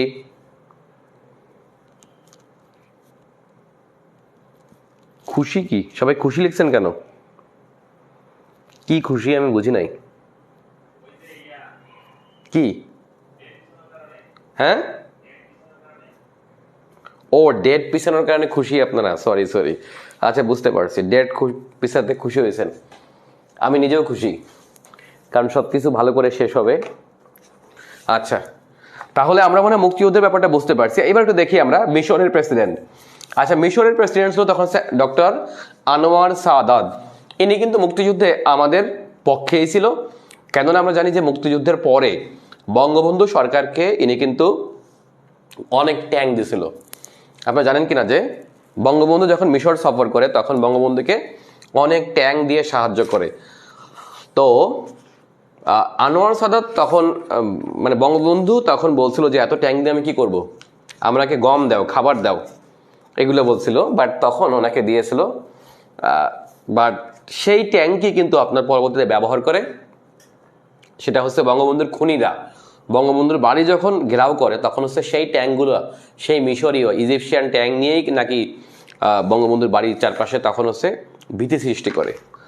যা হোক, আচ্ছা, সৌদি বাদশাহ ছিল ফয়সাল দ্বিতীয়। সৌদি বাদশাহ ফয়সাল ছিল মুক্তিযুদ্ধে একদম বঙ্গবন্ধু সম্পূর্ণ মানে হচ্ছে বিপরীতে। আমরা জানি যে ইনার ভূমিকা ছিল একদম মানে পাকিস্তানের পক্ষে, কেননা ওরা ভাবতো যে এর কারণে ইসলাম ধ্বংস হচ্ছে। যদিও পাকিস্তানের শুধু নামমাত্র ইসলাম, বাট সিটে ফোটাও নেই ইসলামের। সো তারপরেও ওরা মনে করতো, যেই কারণে আমরা দেখি যে বঙ্গবন্ধুর মৃত্যুর পরে এসে হচ্ছে সৌদি আরব স্বীকৃতি দেয়। এর আগে কিন্তু আপনার বাংলাদেশকে স্বীকৃতি দেয়নি। এর আগে ৭৪-এ যখন হচ্ছে আপনার জোট নিরপেক্ষ সম্মেলন হয়, তখন বঙ্গবন্ধু এই ফয়সালের কাছে সমর্থন চায় যে সৌদি আরব বাংলাদেশকে স্বীকৃতি দিক। তবে উনি স্বীকৃতি দিবে, বাট ওনার একটা শর্ত ছিল যে এটাকে ইসলামিক রিপাবলিক অফ বাংলাদেশ করতে হবে। তখন বঙ্গবন্ধু বলছিল যে ইসলামিক রিপাবলিক যদি করতে হয়, তাহলে আপনার রাষ্ট্রের নাম কেন সৌদি আরব, কেননা সৌদি আরবিয়া একটি আল সাউদ পরিবারের নামে হয়েছে। সো আল সাউদ তো কোনো একটা পরিবারতন্ত্র, সেটা তখন ইসলামিক রাষ্ট্র না। তাহলে আপনার রাষ্ট্রের নাম তো ইসলামিক রাষ্ট্র না, তাহলে আমি কেন ইসলামিক নাম দিব?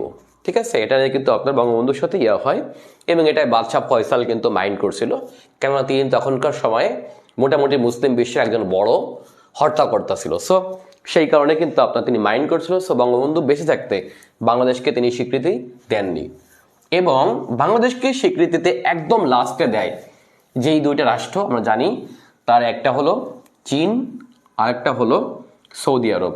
এই দুইটাই দেয় বঙ্গবন্ধুর মৃত্যুর পরে আগস্টের একদম লাস্টের দিকে এসে। সেই দুই তারিখ আপনারা পড়বেন। এই যে তারিখগুলো, পাকিস্তান কবে স্বীকৃতি দেয় এই তারিখগুলো পড়বেন, ভারত কবে দেয়। আমরা যে রাষ্ট্রগুলো পড়বো আমি একটু আমরা দাগাই দিই। ওকে, একটু দেখি আমরা, দেখেন স্বীকৃতি না, আচ্ছা স্বীকৃতি একটু পরে দেখি আমরা, তার আগে আমরা একটু এখানে দেখে যাই। আচ্ছা, মুক্তিযুদ্ধে বিদেশিদের অবদান। দেখেন আমাদের মুক্তিযুদ্ধে অনেক বিদেশি অবদান রাখছে, তাদের অবদান কেমন ছিল সেই বিষয়টা আমরা একটু নিজেরা এখান থেকে পড়ে নিব, বই থেকে পড়ে নেবেন। সেখানে আমাদের কার নাম আছে, যেমন প্রথমে আছে শ্রীমতী ইন্দিরা গান্ধীর নাম। অবশ্যই তিনি মুক্তিযুদ্ধের সবচেয়ে বেশি ভূমিকা রাখেন একজন বিদেশি হিসেবে। সো মুক্তিযুদ্ধের সর্বোচ্চ পদক যাকে বলা হয় স্বাধীনতা সম্মাননা, এটি দেওয়া হয় হচ্ছে আপনার ইন্দিরা গান্ধীকে 2011 সালে মরণোত্তর। ওকে, এরপর দেখি আমরা ফার্জ রাফায়েল জ্যাকব। এই ব্যক্তি সেই ব্যক্তি যিনি পাকিস্তান সেনাবাহিনীকে আত্মসমর্পণে রাজি করিয়েছিল, এবং তিনি কিন্তু এই আত্মসমর্পণ দলিলটা হচ্ছে নিজ হাতে লিখছিল, এই ফার্জ রাফায়েল জ্যাকব। সুতরাং তার কাছে আমরা অসম্ভব ঋণী, এবং তিনি একটি বই লেখেন যার নাম হচ্ছে surrender at Dhaka, birth of a nation. অর্থাৎ surrender at Dhaka, birth of a nation. ঠিক আছে, ঢাকার স্যারেন্ডার এবং বাংলাদেশের জন্ম, মানে বাংলাদেশ টাইপ একটা দেশের জন্ম, এই বিষয়ক বইটা লেখেন। সো এটা অনেক উল্লেখযোগ্য একটা কাজ করছেন তিনি। সাইমন রিং, আমরা জানি তিনি কিন্তু পাকিস্তানি বর্বরতার খবর হচ্ছে প্রথম প্রকাশ করছিল, এবং তিনি এই বিষয়ক একটা শিরোনামও লিখছিল, tank crash revolt in Pakistan নামে। ওকে, সিডনি শানবার্গ, তিনি তার কাছে আমরা ঋণী।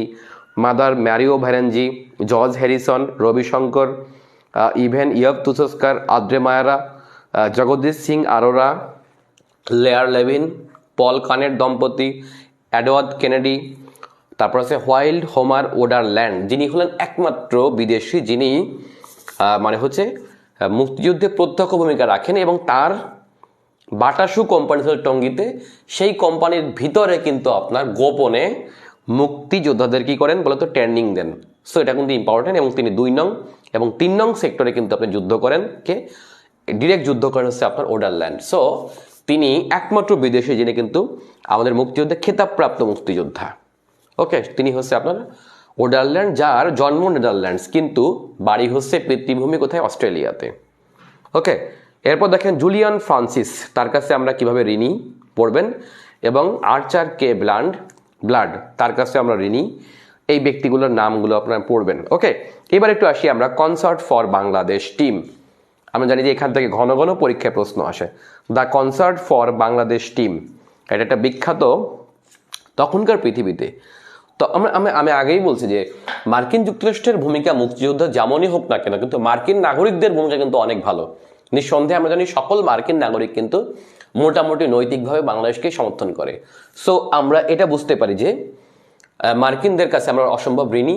যেমন দেখেন যে আপনার কনসার্ট ফর বাংলাদেশ টিম যেটা আর কি, এটার বেশিরভাগ সদস্যই কিন্তু আপনার মার্কিন নাগরিক। সো তারা কিন্তু আমাদের মুক্তিযুদ্ধে প্রত্যক্ষ ভূমিকা রাখেন। এবং এই যে বাংলাদেশের মুক্তিযুদ্ধে যদি আমরা বলি, দেখেন আজকে ধরেন বাংলাদেশে কিছু একটা ঘটনা ঘটলো, এখন সেইটাকে যদি সমর্থন করে শাকিরা যদি একটা কনসার্ট করে নিউ ইয়র্কে, সেটা কিন্তু আমার বিশ্ববাসীর চোখে খুব দ্রুত চলে আসে, তাই না? বাট আমরা যতই নিউজ করি না কেন, তার থেকে বেশি ইম্পর্টেন্ট যদি আপনার বৈশ্বিক কোনো সেলিব্রিটি এটাকে যদি আপনার প্রচার করে, তখন কিন্তু এটা সারা পৃথিবীতে পৌঁছায়। আর তখনকার সময় মার্কিন গায়কদের ভূমিকা সারা পৃথিবীতে ছিল। যদি আমরা বলি মাইকেল জ্যাকসন, বা যদি আমরা বলি যে এই টাইপের যারা বড় তারকা, এদের প্রচারগুলো কিন্তু আপনার খুব দ্রুত হয়। সো ওই সময় জর্জ হ্যারিসন এবং তার টিম, বব ডিলান সহ, ওস্তাদ রবিশঙ্কর সহ যারা ভূমিকা রাখে, মানে প্রত্যেকের ভূমিকার কারণে কিন্তু মুক্তিযুদ্ধ একদিকে প্রচার হয়, আর একদিকে এটা কিন্তু আপনার এখানে ডোনেট করছিল যারা, এই কনসার্টের টাকা কিন্তু মুক্তিযুদ্ধের জন্য ব্যয় হয়। এবং তখন কিন্তু এই কনসার্টে বাংলাদেশ নামে একটি গান পরিবেশন করে সেটা হচ্ছে আপনার জর্জ হ্যারিসন। তার মানে বাংলাদেশ যে স্বাধীন হচ্ছে এটার একটা মানে আগাম বার্তা ছিল এখানে। সো কনসার্ট ফর বাংলাদেশ আমাদের জন্য ইম্পর্টেন্ট। এখন এখান থেকে আমরা কি পড়বো? এখান থেকে পড়বো হচ্ছে আমাদের বিভিন্ন শব্দগুলা পড়বো, যেমন কয় তারিখে আয়োজন করা হয়, কখন আয়োজন করা হয়, আগস্ট মাসের রবিবার, পহেলা আগস্ট, এটা হচ্ছে পহেলা আগস্ট দুপুর 2টা 30 মিনিটে, এটা হচ্ছে নিউ ইয়র্কের ম্যাডিসন স্কোয়ার গার্ডেনে, ঠিক আছে। দ্য কনসার্ট ফর বাংলাদেশের টাইম নির্ধারিত হয় এবং এইখানে দেখেন যে সেতার বাদক বাংলাদেশেরই সন্তান রবিশঙ্কর, যার বাড়ি হচ্ছে নড়াইলে বাট বসবাস করতো ভারতে, এবং এখানে ভূমিকা রাখে হচ্ছে ওস্তাদ আলী আকবর খান, ঠিক আছে। এরা হচ্ছে আপনার, এবং তবলায় ছিল হচ্ছে ওস্তাদ আল্লাহ রাখা খান। এই ব্যক্তিগুলো কি করেন? এরা হচ্ছে আপনার প্রথম যন্ত্র সঙ্গীতের মাধ্যমে এই কনসার্ট ফর বাংলাদেশ শুরু করেন। তাহলে কে কে বলেন তো? একজন হচ্ছে আপনার বিখ্যাত রবিশঙ্কর, ওস্তাদ আলী আকবর খান এবং ওস্তাদ আল্লাহ রাখা খান। এই তিনজনের মাধ্যমে হচ্ছে এরা যন্ত্রসঙ্গীত বাজিয়ে কোনো গান ছাড়াই শুরু করে কি কনসার্ট ফর বাংলাদেশ। এরপরে হচ্ছে একে একে বিখ্যাত শিল্পীরা এখানে গান পরিবেশন করে। সেই শিল্পীদের মধ্যে এখানে লিড শিল্পী যে ছিল তার নাম ছিল হচ্ছে আপনার জর্জ হ্যারিসন, যিনি হলেন বাংলাদেশ শিরোনামে গানটি গান। তখনকার পৃথিবীতে George Harrison like Michael Jackson ছিল, ওকে। এবং দেখেন এইখানে বাকিরা যে ভূমিকা রাখছেন এর মধ্যে অন্যতম হচ্ছে বব ডিলান। আমরা জানি যে বব ডিলান পৃথিবীতে এমন এক মানে সঙ্গীতজ্ঞ বা সঙ্গীত ব্যক্তিত্ব, যিনি কিন্তু পৃথিবীতে একমাত্র ব্যক্তি যিনি পরবর্তীতে কিন্তু আপনার মানে সাহিত্যে নোবেল পুরস্কার লাভ করেন। মানে তার গানের এতটা কাব্যিক দোতানা, সেই কাব্যিক দোতানার কারণে তাকে কিন্তু আপনার সাহিত্যে নোবেল দেওয়া হয়। একজন গায়ক হয়ে সাহিত্যে নোবেল পাওয়া কতটা ইম্পর্টেন্ট ব্যাপার আমরা বুঝতে পারি। সো এমন বিখ্যাত শিল্পীরা এখানে গান গেয়েছে, ওকে। লিওন রাসেল, বিলি প্রিস্টন, ব্যাড ফিঙ্গার এই টাইপের, এবং রিঙ্গো, এদের মতো ব্যক্তিরা হচ্ছে আপনার গান পরিবেশন করে এই বাংলাদেশের মুক্তিযুদ্ধে কনসার্ট ফর বাংলাদেশ। সো এই যে ব্যক্তিবর্গের ভূমিকা, এটা আমরা এখান থেকে মনে রাখবো, ওকে। এরপর দেখি আমরা এক নজরে 1971 সালের মহান মুক্তিযুদ্ধের ঘটনা। আমরা এতক্ষণ যেই শব্দগুলো পড়ছি সেগুলোর হচ্ছে একটা ইম্পর্টেন্ট তারিখগুলা, সেই তারিখগুলো আমি কিন্তু আপনার প্রথম দিন লেখাইছি। সো এখানে আমি আলোচনা করব না, ঠিক আছে। এখানে কোন দিন কোনটি গঠিত হয়, কোন দিন জাতীয় পতাকা, কোন দিন বঙ্গবন্ধু গ্রেপ্তার হয়, কবে মুজিবনগর সরকার, এই তারিখগুলো এখানে প্রত্যেকটা তারিখ পরীক্ষায় প্রশ্ন এসে থাকে, ওকে। যেমন দেখেন 28 সেপ্টেম্বর নাগাল্যান্ডে বাংলাদেশ বিমান বাহিনী গঠিত হয়। এগুলো কিন্তু আপনার সাধারণত বইয়ে আপনি পাবেন না, ওকে। ওকে, এবার দেখি আমরা পাক বাহিনীর আত্মসমর্পণ এবং বাংলাদেশের অভ্যুদয়। আচ্ছা, আমরা একটু আসি আত্মসমর্পণে, অর্থাৎ 16 ডিসেম্বর পাক বাহিনীর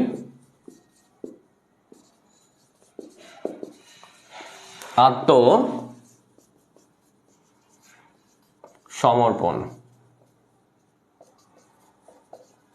আচ্ছা, পাক বাহিনী আত্মসমর্পণ করে, আমরা জানি যে পাক বাহিনী বুঝেই গেছে যখন ভারত আমাদের মুক্তিযুদ্ধে প্রত্যক্ষ ভূমিকা রাখছে, তারপর থেকেই পাকিস্তান বুঝে গেছে যে আমাদের পরাজয় মানে মোটামুটি নিকটে চলে আসছে। সুতরাং ওরা কিন্তু 14 ডিসেম্বর লাস্টে এসে যখন দেখছে তারা বিভিন্ন স্থানে স্বাধীনতা ঘোষণা করে দিয়েছে, একদিকে বিভিন্ন জেলা তখন স্বাধীন হওয়া শুরু করছে, এবং তখন কিন্তু পাকিস্তান বুঝে গেছে যে তাহলে আমরা তো হেরেই যাচ্ছি, তাহলে হেরে যেতে হলে আমাদের হারাটা যেন এমন হয় যাতে হলে কিছুটা হলেও ওদের সম্মান থাকে। এর জন্য আমাদের মানে একদম নিশ্চিন্ত করার জন্য, মেধাশূন্য করার জন্য ওরা যে কাজটি করে সেটি হচ্ছে 14 ডিসেম্বর আমাদের দেশের বুদ্ধিজীবীদেরকে হত্যা করে, একদম বেছে বেছে বিভিন্ন ঘর থেকে, ঢাকা থেকে, বিভিন্ন জায়গা থেকে হচ্ছে বুদ্ধিজীবীদেরকে ধরে নিয়ে হচ্ছে মুক্তিযুদ্ধের সময় হত্যা করে। এবং 14 ডিসেম্বরকে আমরা এই কারণে বলি এটি হলো বুদ্ধিজীবী হত্যা দিবস, যেটি হলো 14 ডিসেম্বর, ওকে। এবং 16 ডিসেম্বর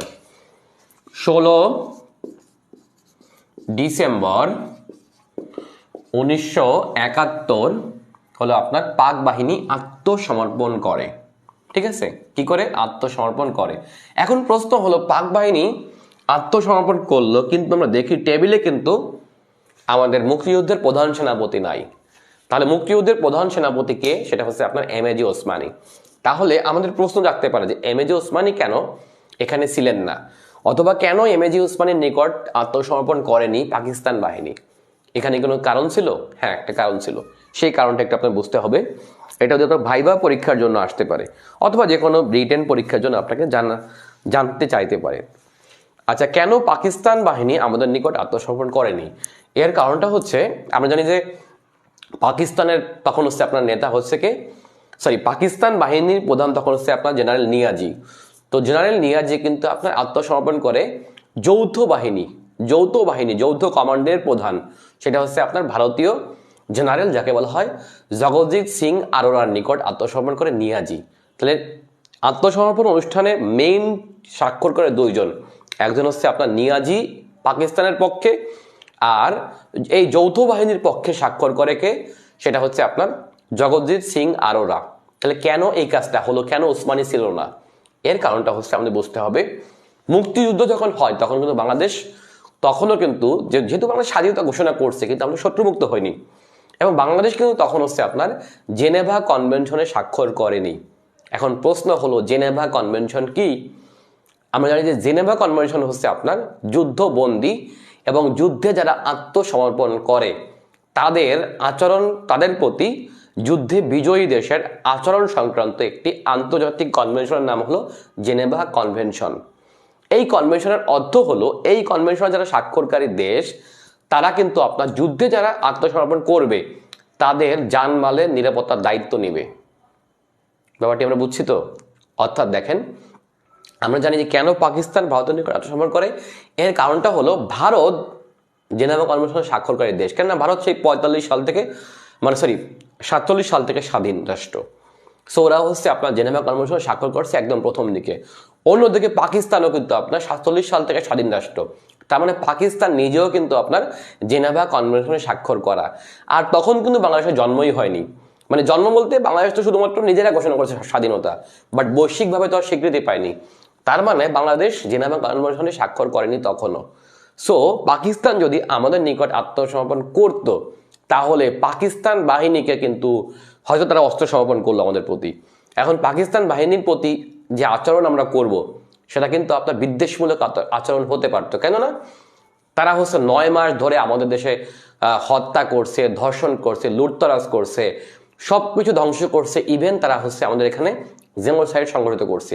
সো এর জন্য কিন্তু আমরা ওদের প্রতি কি আচরণ করব, সেই আচরণ করতে কিন্তু আমরা বাধ্য না। ওদেরকে আমরা খাওয়াবো, পড়াবো, জামাই আদর করবো, এটা কিন্তু আমরা বাধ্য না। কেন বাধ্য না? কেননা আমরা জেনেভা কনভেনশনে স্বাক্ষর করিনি। সো আমরা কিন্তু মেরে ফেলতে পারতাম, বুঝেন নাই? ওদের জীবনের শঙ্কা ছিল যে তাহলে আমাদের যে 93,000 সৈন্য এইখানে যে আপনার আত্মসমর্পণ করলো মানে সোহরাওয়ার্দী উদ্যানে, তাহলে এতগুলো সৈন্য কিন্তু মেরে ফেলতে পারতো। বাট এর জন্য ওরা হচ্ছে ওদের দায়িত্ব নেয় কে? ভারত, যে না আমরা তোমাদেরকে পৌঁছায় দেবো। ব্যাপারটি আমরা বুঝছি তো? যেই কারণে ভারত কিন্তু ওদেরকে এখান থেকে একদম বর্ডার দিয়ে, মানে আমাদের এখান থেকে ধরেন যশোর বর্ডার বা অন্যান্য বর্ডার দিয়ে হচ্ছে ভারতের মধ্য দিয়ে পাকিস্তানে পৌঁছে দেয়। কেননা ওরা হচ্ছে এই যে ওদের নিকট আত্মসমর্পণ করছে এর অর্থ হচ্ছে আপনার ওদেরকে পৌঁছায় দিতে বাধ্য একদম পাকিস্তান পর্যন্ত, এবং তাও নিরাপত্তায়, খাবার দিয়ে, মানে মেইন যে আপনার মৌলিক চাহিদাগুলো আছে সেগুলো হচ্ছে পূরণ করতে হবে ওদেরই। এটাকে বলা হচ্ছে আপনার জেনেভা কনভেনশন। দেখছেন কি একটা জটিল বিষয়। অর্থাৎ সেই কারণে ওরা আমাদের নিকট আত্মসমর্পণ করেনি, কেননা আমরা হয়তো এই রাগ থেকে, অনেক সময় এমনও হতো যে রাগ থেকে হয়তো আমরা মেরে ফেলছি, হয়তো পথ দিয়ে যাচ্ছে, ধরেন আপনার পাকিস্তান বাহিনী পথ দিয়ে যাচ্ছে, এখন ওদের হাতে তো এখন আর অস্ত্র নেই, ট্রাকে করে যাচ্ছে। এখন ধরেন যশোর বা কুষ্টিয়ায় কোনো একটা মুক্তিযোদ্ধার দল যারা হচ্ছে বা ছাত্র জনতা হয়তো ওদেরকে ব্যারিকেড দিয়ে ধরেন আপনার পিটাই মেরে ফেললো, কিছু করার আছে? করার নেই কিন্তু। সে এই কারণে ওরা হচ্ছে আপনার ভারতীয় প্রহরায় হচ্ছে আপনার চলে যায় পাকিস্তানে। ওকে, তাহলে আমরা এখানে দেখি যে দেখেন এখানে চূড়ান্ত পরাজয় বা আত্মসমর্পণ দলিলে স্বাক্ষর করে পাকিস্তানের পক্ষে জেনারেল নিয়াজি, ওকে, এবং মিত্র বাহিনীর পক্ষে হচ্ছে জগজিৎ সিং আরোরা, এবং মুক্তি বাহিনীর পক্ষে স্বাক্ষর করে হচ্ছে AK খন্দকার। তার মানে মূল ইয়াটা স্বাক্ষরিত হয় হচ্ছে আপনার নিয়াজি ভার্সেস আরোরার মধ্যে, ঠিক আছে? অর্থাৎ ওসমানী কিন্তু এখানে নাই, এটা আমরা বুঝতে পারি। ওকে, এবার একটু আসি আমরা বাংলাদেশের মুক্তিযুদ্ধের পক্ষে এবং বিপক্ষে রাজনৈতিক দল। এটা একজন বাংলাদেশী হিসেবে আমরা যতই আপনি যেই দলেরই হন না কেন, কিন্তু মুক্তিযুদ্ধে যেই দলগুলো মানে আমাদের মুক্তিযুদ্ধে বিরূপ ভূমিকা রাখে তাদের নাম অবশ্যই আমাদের পড়তে হবে, ঠিক আছে? সো আমরা দেখি মুক্তিযুদ্ধের পক্ষে নিঃসন্দেহে মুক্তিযুদ্ধে হচ্ছে আপনার আওয়ামী লীগের নেতৃত্বে সংগঠিত হয়, এটা আমরা সবাই জানি। সো বঙ্গবন্ধু সহ তাজউদ্দিন সহ মেইন লিডার কিন্তু সবাই আওয়ামী লীগের ছিল, এটা আমরা সবাই জানি। ওকে, এবং পাশাপাশি মুক্তিযুদ্ধে দেখেন যে আপনার যেমন হচ্ছে আপনার কংগ্রেস, মৌলানা ভাসানীর চীনপন্থী ন্যাপের একাংশ, এগুলো হচ্ছে মুক্তিযুদ্ধের পক্ষেই থাকে, ঠিক আছে। এবং দেখেন যে কমিউনিস্ট পার্টিগুলো, বিশেষ করে বামধারা দলগুলো বেশিরভাগই ছিল মুক্তিযুদ্ধে আওয়ামী লীগের পক্ষে ছিল। কিন্তু বিপক্ষে যদি আমরা দেখি তাহলে সবচেয়ে বড় ভূমিকাটা রাখে বাংলাদেশ একটি ইসলামিক দল বা ইসলামপন্থী দল, যেটি হচ্ছে জামাতি ইসলাম, নিজামি ইসলাম, ঠিক আছে। তারপর দেখেন কেএফসি, কৃষক শ্রমিক পার্টি, কনভেনশন মুসলিম লীগ, কাউন্সিল মুসলিম লীগ, কাইয়ুম মুসলিম লীগ, পিপিপি, মৌলানা ভাসানীর চীনপন্থী ন্যাপের এক অংশ, যেটি হচ্ছে মানে মশিউর রহমান যাদু মিয়া হচ্ছে আপনার যেটি হচ্ছে ভাগ করে নেয়, সেই অংশটা হচ্ছে মুক্তিযুদ্ধের বিপক্ষে ছিল। বাট মৌলানা ভাসানী কিন্তু না, মৌলানা ভাসানী অবশ্যই কিন্তু আপনার পক্ষে ছিল, এটা আর কি। তাহলে এরা হচ্ছে পক্ষে এবং বিপক্ষের রাজনৈতিক দল। ওকে, এবার আসি আমরা বাংলাদেশকে স্বীকৃতি। দেখেন বাংলাদেশকে প্রথম স্বীকৃতি দেয় অবশ্যই ভুটান, এবং সেটি ভারতের 5 ঘন্টা আগে। এখন প্রশ্ন হলো ভুটান কেন দেয়? দেখেন ভারতই ভুটানকে দেওয়া হয়েছে। আমরা জানি যে ভুটান হলো ভারতের একটি উপগ্রহ রাষ্ট্র। অর্থাৎ উপগ্রহ আমরা কি বুঝি? দেখেন চাঁদ যেমন যেমন ধরেন এটা হলো সূর্য, ধরেন এটা হলো পৃথিবী, ঠিক আছে। পৃথিবীর চারপাশে ধরেন একটা কক্ষপথ, সেখানে হচ্ছে এখানে ঘুরে কে? চাঁদ। এই চাঁদ ধরেন পৃথিবীর চারপাশে ঘুরে। আমরা জানি চাঁদের কোনো নিজস্ব কি নেই? আলো নেই। চাঁদের কি নেই? নিজস্ব আলো নেই। তার মানে চাঁদ হলো পৃথিবীর একটি ন্যাচারাল স্যাটেলাইট, ঠিক আছে, মানে উপগ্রহ, মানে পৃথিবীকে কেন্দ্র করে ঘোরে। সো পৃথিবীর আলোয় কিন্তু আলোকিত হয় কে? চাঁদ।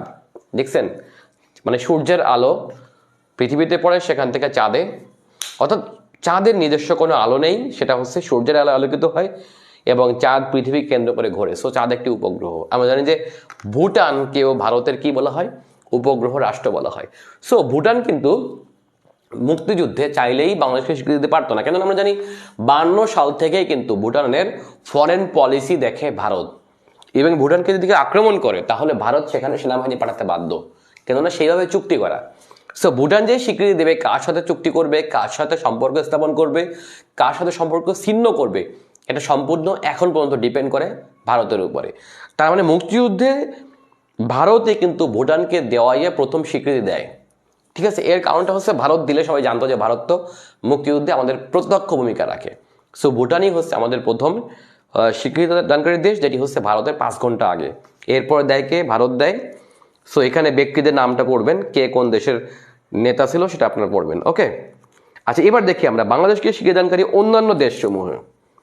দেখেন 1971 সালে কারো স্বীকৃতি পাওয়া যায়নি। আমরা জানি যে এই দুইটা দেশ বাদে, ভারত এবং ভুটান বাদে কিন্তু বিশ্বের আর কেউ আমাদেরকে স্বীকৃতি দেয়নি 71 সালে, কিন্তু 72 সালে এসে হচ্ছে আমাদের দেশকে প্রচুর দেশ স্বীকৃতি দেয়। এবার একটু দেখি আমরা। আচ্ছা বাংলাদেশকে হচ্ছে বর্তমানে 150টির মতো দেশ স্বীকৃতি দিয়েছে, সবার দেওয়ার দরকার হয় না, ঠিক আছে। আচ্ছা এখন দেখি আমরা, প্রথম দেশ ভুটান, দ্বিতীয় দেশ ভারত, আর প্রথম ইউরোপীয় প্রথম সমাজতান্ত্রিক দেশ হচ্ছে পূর্ব জার্মানি। কিন্তু পূর্ব জার্মানি নামে কোনো দেশ যেহেতু নেই, তাহলে বর্তমান যদি আমরা বলি তাহলে বলতে হবে পোল্যান্ড। পোল্যান্ড হচ্ছে আপনার প্রথম ইউরোপীয় দেশ হিসেবে বাংলাদেশকে স্বীকৃতি দেয়। ওকে, আচ্ছা সোভিয়েত ইউনিয়ন স্বীকৃতি দেয় কবে? এটা ইম্পর্টেন্ট, তারিখটা পড়বেন 24 জানুয়ারি 1972 সালে, ঠিক আছে, 24 জানুয়ারি 1972 সালে। ওকে, এবার দেখি আমরা পরবর্তীতে পরের পৃষ্ঠায় 106 পেজ।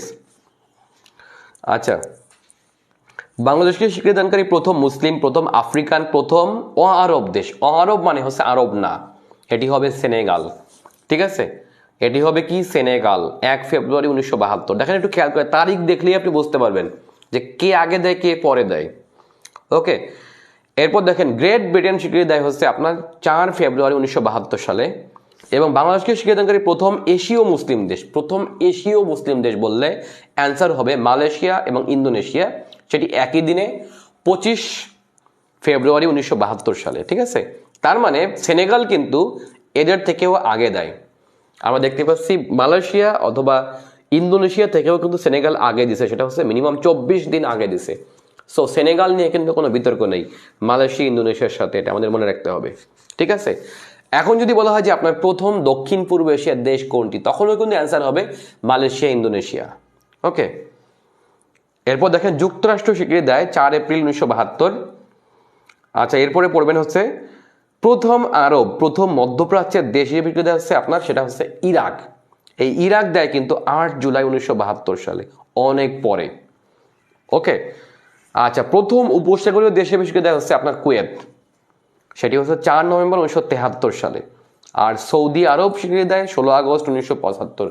মানে বঙ্গবন্ধুর লাশ যখন কবরে নামে, বঙ্গবন্ধু 15 আগস্ট নিহত হন, সো বঙ্গবন্ধুর লাশ যখন দাফন হয় তখন হচ্ছে আমাদের সৌদি আরব স্বীকৃতি দেয়। আপনি চিন্তা করেন কি পরিমাণ নেতিবাচক ভূমিকা ছিল আমাদের মুক্তিযুদ্ধে। ওকে। এবং চীন দেয় 31 আগস্ট 1975। আর পাকিস্তান কবে দেয় এটাও আমরা মুখস্থ করব। পাকিস্তানের তারিখটা আপনারা মুখস্থ করবেন, এটা পরীক্ষায় এসে থাকে।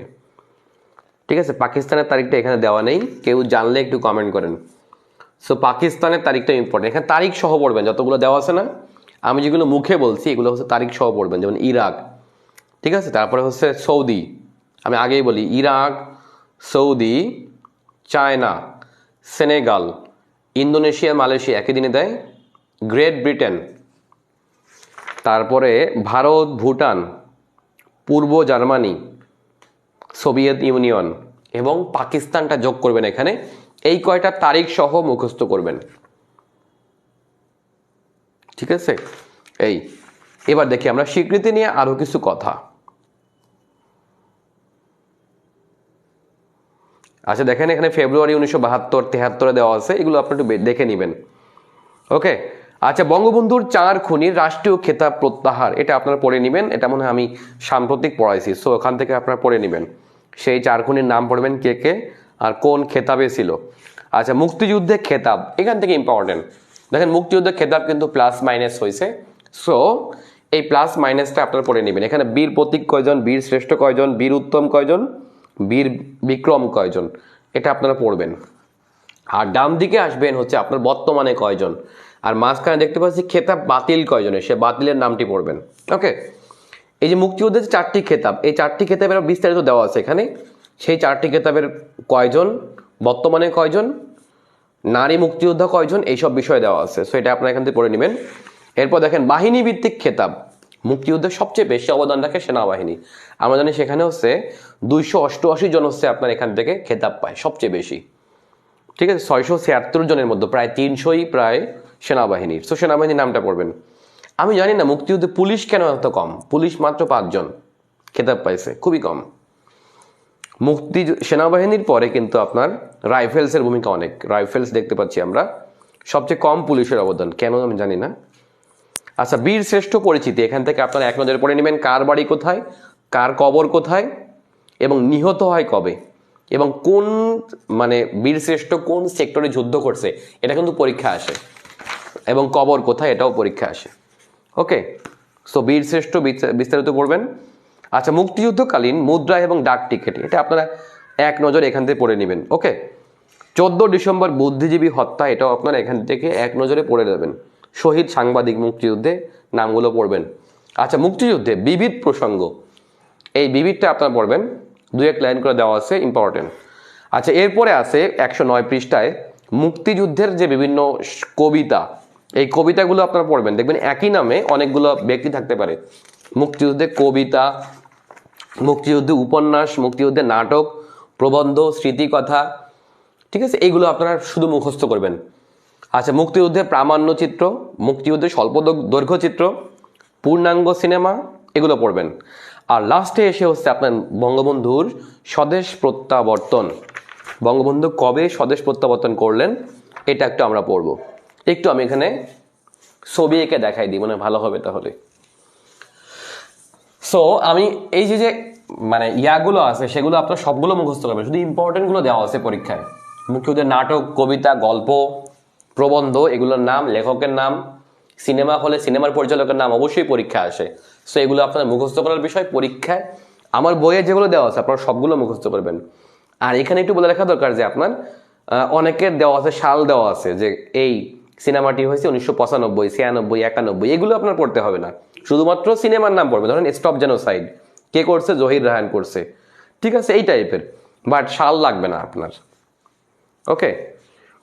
বাট মানে ক্যাটাগরিটা ইম্পর্টেন্ট, ক্যাটাগরিটা পরীক্ষায় খুব বেশি আসে। আমরা জানি যে এখান থেকে কালো বরফ, এটা কোন টাইপের, মানে এটা কি উপন্যাস নাকি সিনেমা নাকি এই টাইপের বিষয় বেশি আছে। সো ক্যাটাগরি, লেখকের নাম অথবা পরিচালকের নাম, এগুলো হচ্ছে পরীক্ষায় আমাদের বেশি এসে থাকে। আচ্ছা, এবার আমরা দেখব বঙ্গবন্ধুর স্বদেশ প্রত্যাবর্তন নিয়ে। আমরা দেখি, একে দেখানোর চেষ্টা করব। বঙ্গবন্ধুর স্বদেশ, আজকে কিন্তু আমরা মুক্তিযুদ্ধ পর্বটা শেষ করে দেব, মানে প্রথম অধ্যায় শেষ হয়ে যাবে। প্রত্যাবর্তন, ওকে। মুক্তিযুদ্ধের পরে বঙ্গবন্ধু কিভাবে দেশে ফিরে আসলেন, আমি আগে গ্রেফতার সম্পর্কে বলছি, এবার আসবো আমরা হচ্ছে বঙ্গবন্ধু কিভাবে দেশে ফিরলেন। আচ্ছা, বঙ্গবন্ধু কিন্তু জেল থেকে মুক্ত পান কবে বলুন তো? মুক্ত হন কিন্তু 8 জানুয়ারি, বাট বঙ্গবন্ধু দেশে ফিরছে কবে? সেটি হলো 10 জানুয়ারি। তার মানে মাঝখানে 2 দিন তার সময় লাগছে। সেই 2 দিন, এক হলো যাত্রাপথে, কেননা একদম বাড়ির কাছ থেকে পাকিস্তান, বাট গেছে কোথায়? লন্ডনে। এখন কেন পাকিস্তান থেকে ফ্লাইট ঢাকায় আসেনি? কেননা পাকিস্তানের সাথে তখন আমাদের সম্পর্ক স্থাপন হয়নি। আমরা জানি যে মানে কূটনৈতিক সম্পর্ক স্থাপন না হওয়া পর্যন্ত কিন্তু একটা দেশের নাগরিকরা অথবা একটা দেশের যানবাহন কিন্তু একটা দেশে যেতে পারে না। সো কূটনৈতিক সম্পর্ক যেহেতু হয়নি, সেহেতু প্লেন যোগাযোগ তো নেই, আর তখন কেবল যুদ্ধ শেষ হয়েছে। সো বঙ্গবন্ধু পাকিস্তান থেকে ঢাকায় আসবে ইম্পসিবল, পাকিস্তানি বিমান তো আমরা রেখে দিতাম তাহলে, বুঝেন নাই? সেটা একটা ব্যাপার। আচ্ছা, আপনাদের কোনো প্রশ্ন থাকলে আপনারা করতে পারেন। আচ্ছা, ইমরান হোসাইন লিখছেন 22 ফেব্রুয়ারি 1974 পাকিস্তান আনুষ্ঠানিকভাবে বাংলাদেশকে স্বীকৃতি দেয়। হ্যাঁ, ইম্পর্টেন্ট, ইম্পর্টেন্ট। আচ্ছা, বঙ্গবন্ধু কিভাবে দেশে ফিরলেন একটু দেখি আমরা। দেখেন, বঙ্গবন্ধু রাওয়ালপিন্ডি থেকে হচ্ছে মুক্ত হন কবে? আচ্ছা, বঙ্গবন্ধু জেল থেকে মুক্ত হন, ঠিক আছে। বঙ্গবন্ধু জেল থেকে মুক্ত হন কয় তারিখে? 8 জানুয়ারি 1972। ইম্পর্টেন্ট, ঠিক আছে। কেননা আমরা এর পরেই কিন্তু ইয়াতে ঢুকে যাব, সেটি হচ্ছে বাংলাদেশের সংবিধানে। ওকে, সংবিধানটা একটু আমরা পড়ার চেষ্টা করব, তাহলে আমাদের গল্পটা মনে থাকবে। তাহলে বঙ্গবন্ধু জেল থেকে মুক্ত হন 8 জানুয়ারি 1972 সালে। এখন দেখেন, বঙ্গবন্ধুকে প্রথমে হলো ওরা মানে হচ্ছে পাকিস্তান তো দেশে পাঠাবে, সসম্মানে পাঠাবে, কেননা পাকিস্তানে তখন পাঠানো একটা বৈশ্বিক চাপ হয়ে দাঁড়াইছে, ঠিক আছে। সো পাকিস্তান তো আমাদেরকে পাঠাবে। এখন প্রথমে ওরা হচ্ছে প্রস্তাব করে যে আপনি ইরান হয়ে ঢাকায় যান, বাট বঙ্গবন্ধু এটাকে নাকচ করে দেয়। সো বঙ্গবন্ধুর পছন্দে লন্ডন হয়ে দেশে ফেরেন। এখন দেখি আমরা, ইরান প্রস্তাব করলে সেটা হচ্ছে নাকচ করে দেয়, বঙ্গবন্ধু মানেননি। এবং ইংল্যান্ড প্রস্তাব করলে হচ্ছে বঙ্গবন্ধু মেনে নেয়। এবং এই 8 জানুয়ারি কখন বঙ্গবন্ধু রওনা দেয়? সেই হচ্ছে মধ্যরাত। তাহলে বঙ্গবন্ধু লন্ডনে রওনা দেয় হচ্ছে আপনার,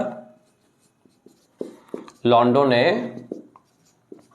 রওনা হন 8 জানুয়ারি মধ্যরাতে, ঠিক আছে, মধ্যরাতে। আচ্ছা, এটা ফিরছিল রাওয়ালপিন্ডি থেকে, ওকে। এবং ফ্লাইট নংটা মনে রাখবেন, ফ্লাইট নং হচ্ছে PIA 635, ওকে। অর্থাৎ ব্রিটিশ এয়ারওয়েজের PIA 635 করে তিনি হচ্ছে রওনা হন। এবং 8 জানুয়ারি সকালে তিনি হচ্ছে হিথ্রো এয়ারপোর্টে পৌঁছান। তাহলে একটু একে দেখানোর চেষ্টা করি। প্রথমে দেখেন যে প্রথমে রাওয়ালপিন্ডি, লিখি আমি রাওয়ালপিন্ডি, ওকে। রাওয়ালপিন্ডি কোথায় বলতো? পাকিস্তান। এই রাওয়ালপিন্ডি থেকে বিমান যায় কোথায়? বিমান যায় হলো লন্ডনে হিথ্রো বিমানবন্দর, সংক্ষেপে লিখলাম লন্ডন, ওকে। এইখান থেকে যায় হচ্ছে লন্ডন, অর্থাৎ রাওয়ালপিন্ডি থেকে যায় হচ্ছে লন্ডনে। এই লন্ডন থেকে বিমান আসে হচ্ছে কোন দিকে? সেটা হচ্ছে সাইপ্রাস। আচ্ছা, সাইপ্রাসের রাজধানীর নাম হলো নিকোশিয়া। এই নিকোশিয়াতে হচ্ছে আপনার পৌঁছায়, কিন্তু নিকোশিয়াতে কিন্তু আপনার নির্ধারিত কোনো যাত্রা বিরতি ছিল না। এইখানে যায় কি জন্য? সেটা হচ্ছে জ্বালানি নেওয়ার জন্য। আমরা জানি যে বিমান যেটা লং রুট, হিথ্রো থেকে যদি আপনি লন্ডন থেকে ঢাকা আসতে হয়, তাহলে মাঝখানে অবশ্যই ট্রানজিট নিতে হবে, কেননা বিমানের ফুয়েল লাগবে, ওকে। সো ফুয়েলের জন্য হচ্ছে এই সাইপ্রাসের রাজধানী নিকোসিয়াতে ল্যান্ড করে। ওকে, তাহলে বঙ্গবন্ধু কিন্তু 8 জানুয়ারি সকালবেলাই হচ্ছে আপনার হিথ্রো পৌঁছান। তাহলে এই হিথ্রো পৌঁছায় কবে? সেটি হচ্ছে 8 জানুয়ারি। 8 জানুয়ারি সকালে। ওকে, সেখানে যে কি করছে আপনারা দেখবেন। আচ্ছা, এরপর দেখেন যে লন্ডনে ছিল হচ্ছে তার স্ত্রী তাজউদ্দিন আহমেদ, সৈয়দ নজরুল, সরি ভুল বললাম, লন্ডনে না, লন্ডনে পৌঁছায় হচ্ছে ক্লারিস হোটেলে। সেইখান থেকে হচ্ছে টেলিফোন করছে তার স্ত্রীকে প্রথমে, তারপরে তাজউদ্দিন, প্রধানমন্ত্রী, সৈয়দ নজরুল, ইন্দিরা গান্ধীর সাথে তিনি হচ্ছে ওখান থেকে ফোন আলাপ করছে। এরপরে দেখেন যে হিথ্রো থেকে আসে সাইপ্রাস থেকে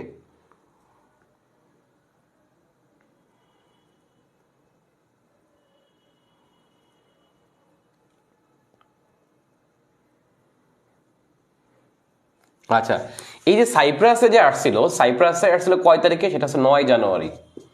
9 জানুয়ারি সাইপ্রাসের রাজধানী নিকোসিয়াতে পৌঁছান এবং এটা ছিল কি জ্বালানি বিরতি, ঠিক আছে। আচ্ছা, এরপর দেখি আমরা সেইখান থেকে দিল্লি পৌঁছান 10 জানুয়ারি। সেইখান থেকে কোথায় আসছে? দিল্লি। দিল্লির কোথায়? পালাম বিমানবন্দর। এটি কোথায়? নয়াদিল্লি।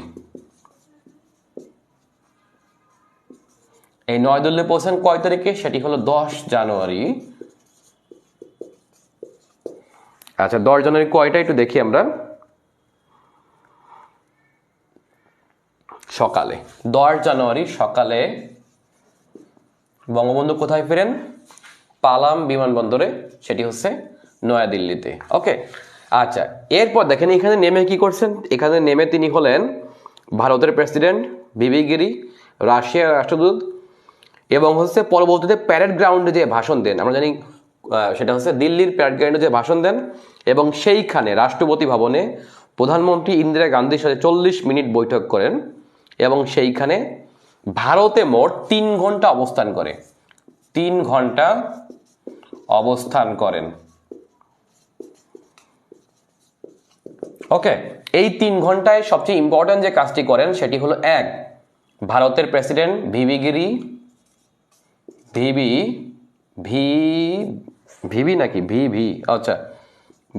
গিরি, ইন্দিরা গান্ধী মানে ভারতের পিএম, এবং রাশিয়ার রাষ্ট্রদূত,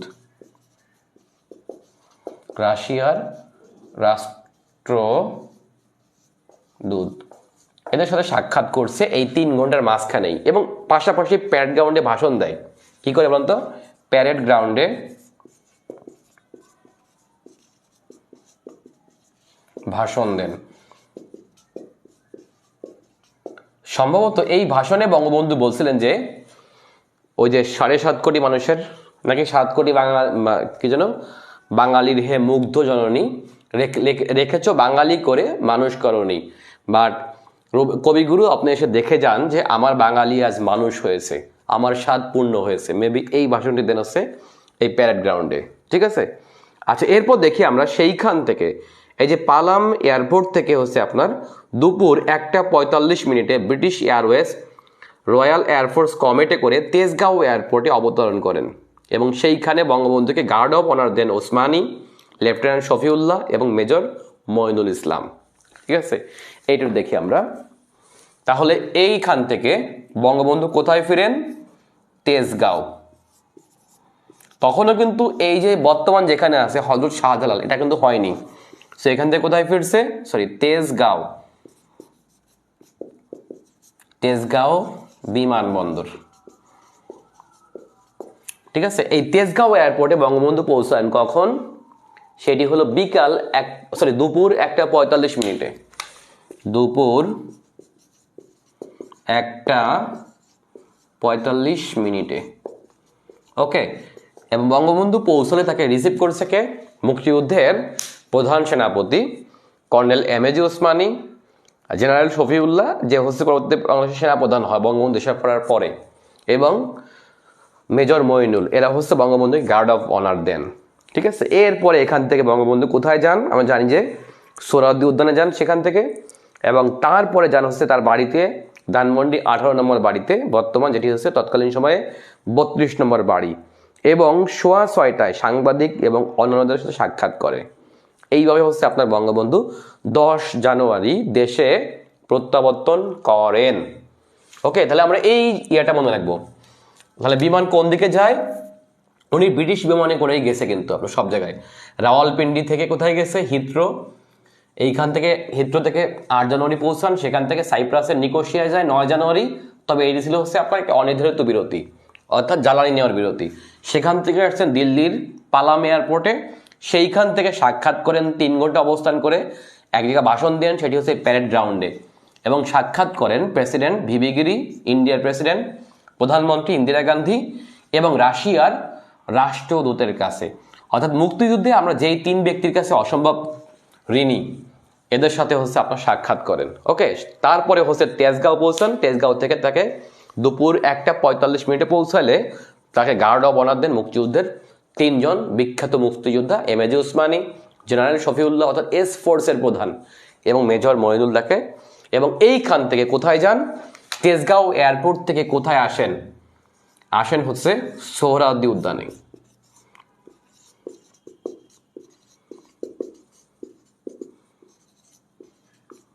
ওকে, এই সোহরাওয়ার্দী উদ্যান থেকে কোথায় যান? ধানমন্ডির বাড়িতে।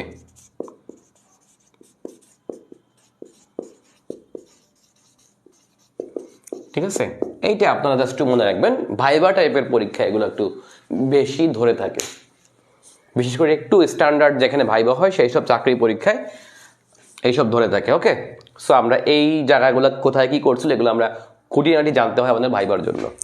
ওকে, এবার একটু আমরা দেখেন 10 জানুয়ারি বঙ্গবন্ধু দেশে ফিরলেন।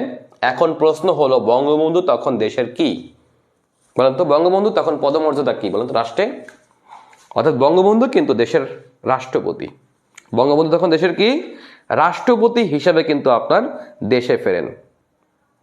ঠিক আছে, তাহলে বঙ্গবন্ধু কি হিসেবে দেশে ফেরেন? বঙ্গবন্ধু রাষ্ট্রপতি হিসেবে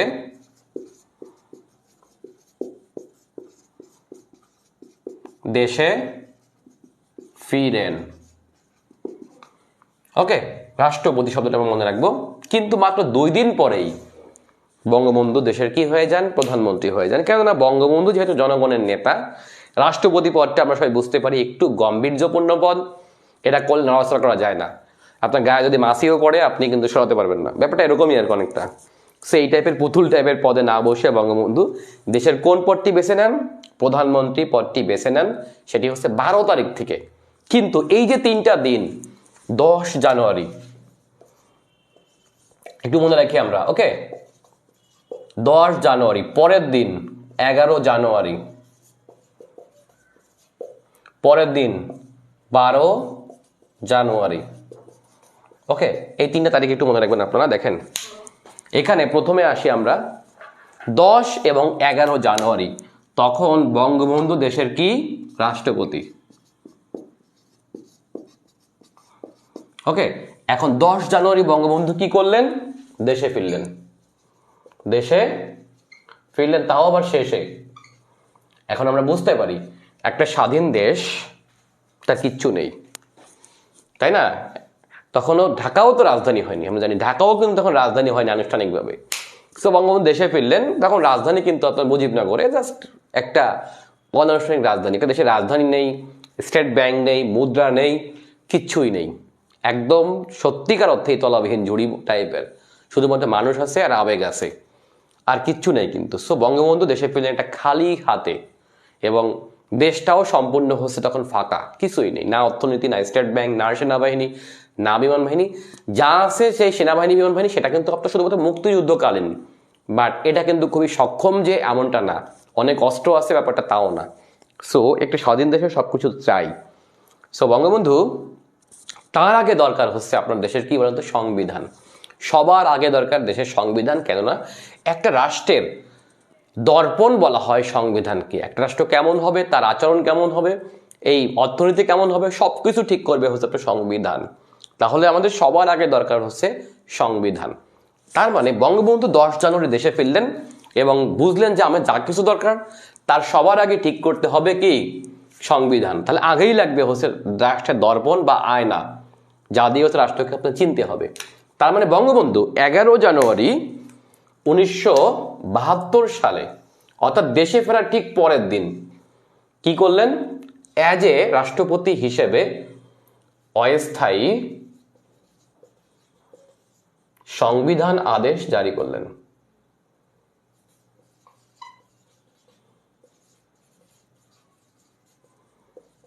জারি করলেন কেননা বঙ্গবন্ধু তখন দেশের রাষ্ট্রপতি। সো আদেশ বা অধ্যাদেশ জারি করতে পারে কে, একমাত্র রাষ্ট্রপতি। তার মানে সেকেন্ড ডে থেকে আমাদের শুরু হয়ে গেল আমাদের সাংবিধানিক কার্যক্রম।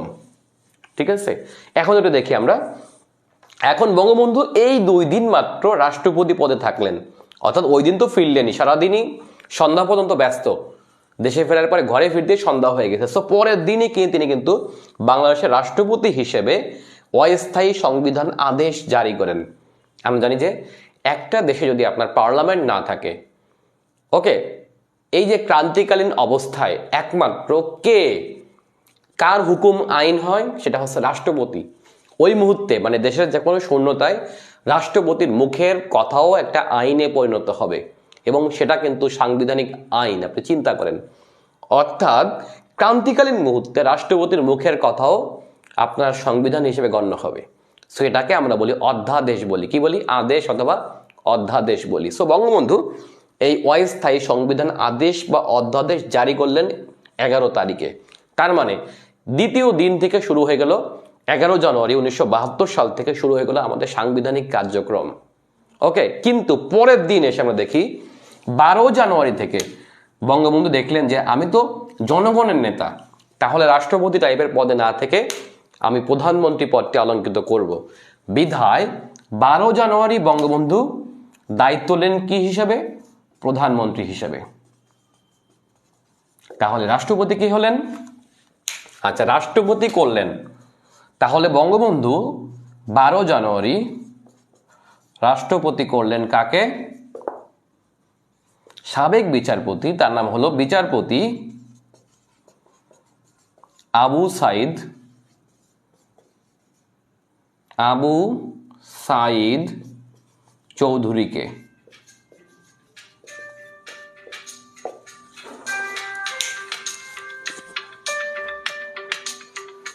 ওকে, তাহলে বঙ্গবন্ধু রাষ্ট্রপতি করলেন কাকে? বিচারপতি আবু সাঈদ চৌধুরীকে। যেই বিচারপতি আবু সাঈদ চৌধুরী হচ্ছে স্থায়ী সংবিধান আদেশ জারি করলেন, অথবা যাকে আমরা বলি গণপরিষদ আদেশ জারি করে হচ্ছে আপনার বিচারপতি আবু সাঈদ চৌধুরী। ওকে, এটাও কিন্তু আমাদের সাংবিধানিক কার্যক্রমের আরেকটি পর্যায়। তাহলে বিচারপতি আবু সাঈদ চৌধুরীকে বঙ্গবন্ধু কেন দেশের প্রেসিডেন্ট করলেন? কেননা তিনি তখন মুক্তিযুদ্ধকালীন, তিনি তার আগে ছিল পাকিস্তানের বিচারপতি, মুক্তিযুদ্ধের পিরিয়ডে বা গণ অভ্যুত্থানের পিরিয়ডে, আগরতলা মামলার পিরিয়ডে তিনি ছিল ঢাকা ইউনিভার্সিটির ভিসি। কিন্তু মুক্তিযুদ্ধ শুরু হয়ে গেলে তিনি এই পদটি বাদ দিয়ে লন্ডনে বাংলাদেশের একটি দূতাবাস খোলেন এবং সেই দূতাবাসটি কাজ করছিল মুক্তিযুদ্ধকালীন। সেটি হচ্ছে বাংলাদেশের মুক্তিযুদ্ধের পক্ষে জনমত সৃষ্টি করার জন্য, অর্থাৎ বিদেশে যে বিদেশের কাছে আমাদের গণহত্যার খবর পৌঁছে দেওয়ার জন্য অথবা বিদেশি সমর্থনের জন্য, সাহায্যের জন্য যারা কাজ করছে, তার মধ্যে বিচারপতি আবু সাঈদ চৌধুরীর কাছে আমরা সম্ভব ঋণী। সো দেখবেন যে মুক্তিযুদ্ধের পুরো টাইমটা শেষ হচ্ছে লন্ডনে এবং মিশন প্রধান হিসেবে লন্ডন মিশনের দায়িত্ব ছিল বিচারপতি আবু সাঈদ চৌধুরী। যেই কারণে তার একটা বইয়ের নাম আছে প্রবাসে মুক্তিযুদ্ধের দিনগুলো। এটি হলো মুক্তিযুদ্ধের কালীন একটি ইম্পর্টেন্ট মানে হচ্ছে আপনার গ্রন্থ আমরা বলতে পারি। এটা ঢাকা ইউনিভার্সিটি ভর্তি পরীক্ষায় এই প্রশ্নটা আসছিল যে বইটি কার লেখা। ওকে, আচ্ছা, তাহলে এরপরে শুরু হলো আমাদের সাংবিধানিক কার্যক্রম। সেই সাংবিধানিক কার্যক্রমে যাব আমরা একটু পরে। তার আগে একটু আমরা বলি জেল হত্যা এবং 75 পরবর্তী রাজনৈতিক ঘটনা প্রবাহ, মুক্তিযুদ্ধ বিষয়ক মন্ত্রণালয় এবং বিভিন্ন পরীক্ষায় আসা এখান থেকে গুরুত্বপূর্ণ বিষয়গুলো আপনারা এখান থেকে দেখে নেবেন। জেল হত্যা, ওকে, 75 পরবর্তী রাজনীতি, মুক্তিযুদ্ধ বিষয়ক মন্ত্রণালয়, জাতীয় বিষয়াবলী আছে এখান থেকে দেখেন, জাতীয় প্রতীক, জাতীয় পতাকা, জাতীয় সঙ্গীত, জাতীয় রণসঙ্গীত, জাতীয় এয়ারপোর্ট, জাতীয় জাদুঘর, এই বিষয়গুলো আপনারা, জাতীয় স্মৃতিসৌধ, জাতীয় গ্রন্থাগার, জাতীয় অর্থনৈতিক পরিষদ, জাতীয় রাজধানী যেটাকে আমরা ঢাকা বলি, এই ঢাকা কবে হয়েছে এগুলো আপনারা এখান থেকে পড়ে নেবেন। অর্থাৎ পৃষ্ঠা যদি আপনাকে বলি তাহলে পৃষ্ঠা 112, 13 একদম 121 পর্যন্ত আপনারা 121 না 124 পর্যন্ত আপনারা পড়ে নেবেন, নিজ দায়িত্বে পড়ে নেবেন। না বুঝলে আপনারা কমেন্ট করবেন, আমি বুঝিয়ে দিব। ওকে, আমাদের নেক্সট লেকচার হবে বাংলাদেশের কৃষি সম্পদ থেকে, এবং এরপর আমি সংবিধান আলোচনা করব, বাট সংবিধানটা আপনার পরে আলোচনা করলেও হবে। ঠিক আছে, সংবিধানে অলরেডি আমাদের কিছু ক্লাস হয়ে গেছে, বাকিটাও হবে। আমি ধারাবাহিকভাবে সংবিধানটা আপনাদেরকে আরেকবার নিয়ে দিব, আপনারা বুঝতে পারবেন। রাফসান ভাই মানে 2টা ক্লাস নিয়েছে এখান থেকে, আপনারা মানে আগে করছেন। সো সংবিধানটা আমি বাকিটাও আমি কয়েকটা নিয়ে নেব ক্লাস, সমস্যা নেই, শেষ হবে ভালোভাবে। তো আজকের মতো আমরা এখানে শেষ করব, আমাদের দেখা হবে পরবর্তী ক্লাসে। ওকে, আর যদি আপনার কোনো কমেন্ট থাকে তাহলে আপনারা করতে পারেন যে নেক্সট কোন ক্লাস ভালো হবে, সেটা কি বাংলাদেশ বাদ দিয়ে আন্তর্জাতিক ভূগোল, বাংলা সাহিত্য, নাকি নৈতিকতা, এটা আপনারা কমেন্ট করতে পারেন। আমাদের হিউজ সময় আছে হাতে, এর মধ্যে আমরা ভালো করে শেষ করতে পারবো এবং প্র্যাকটিসের জন্য আমরা সময় পাবো। ওকে, তাহলে আমরা সবাই কমেন্ট করি। আল্লাহ হাফেজ, এবং আমি বিদায় নিচ্ছি।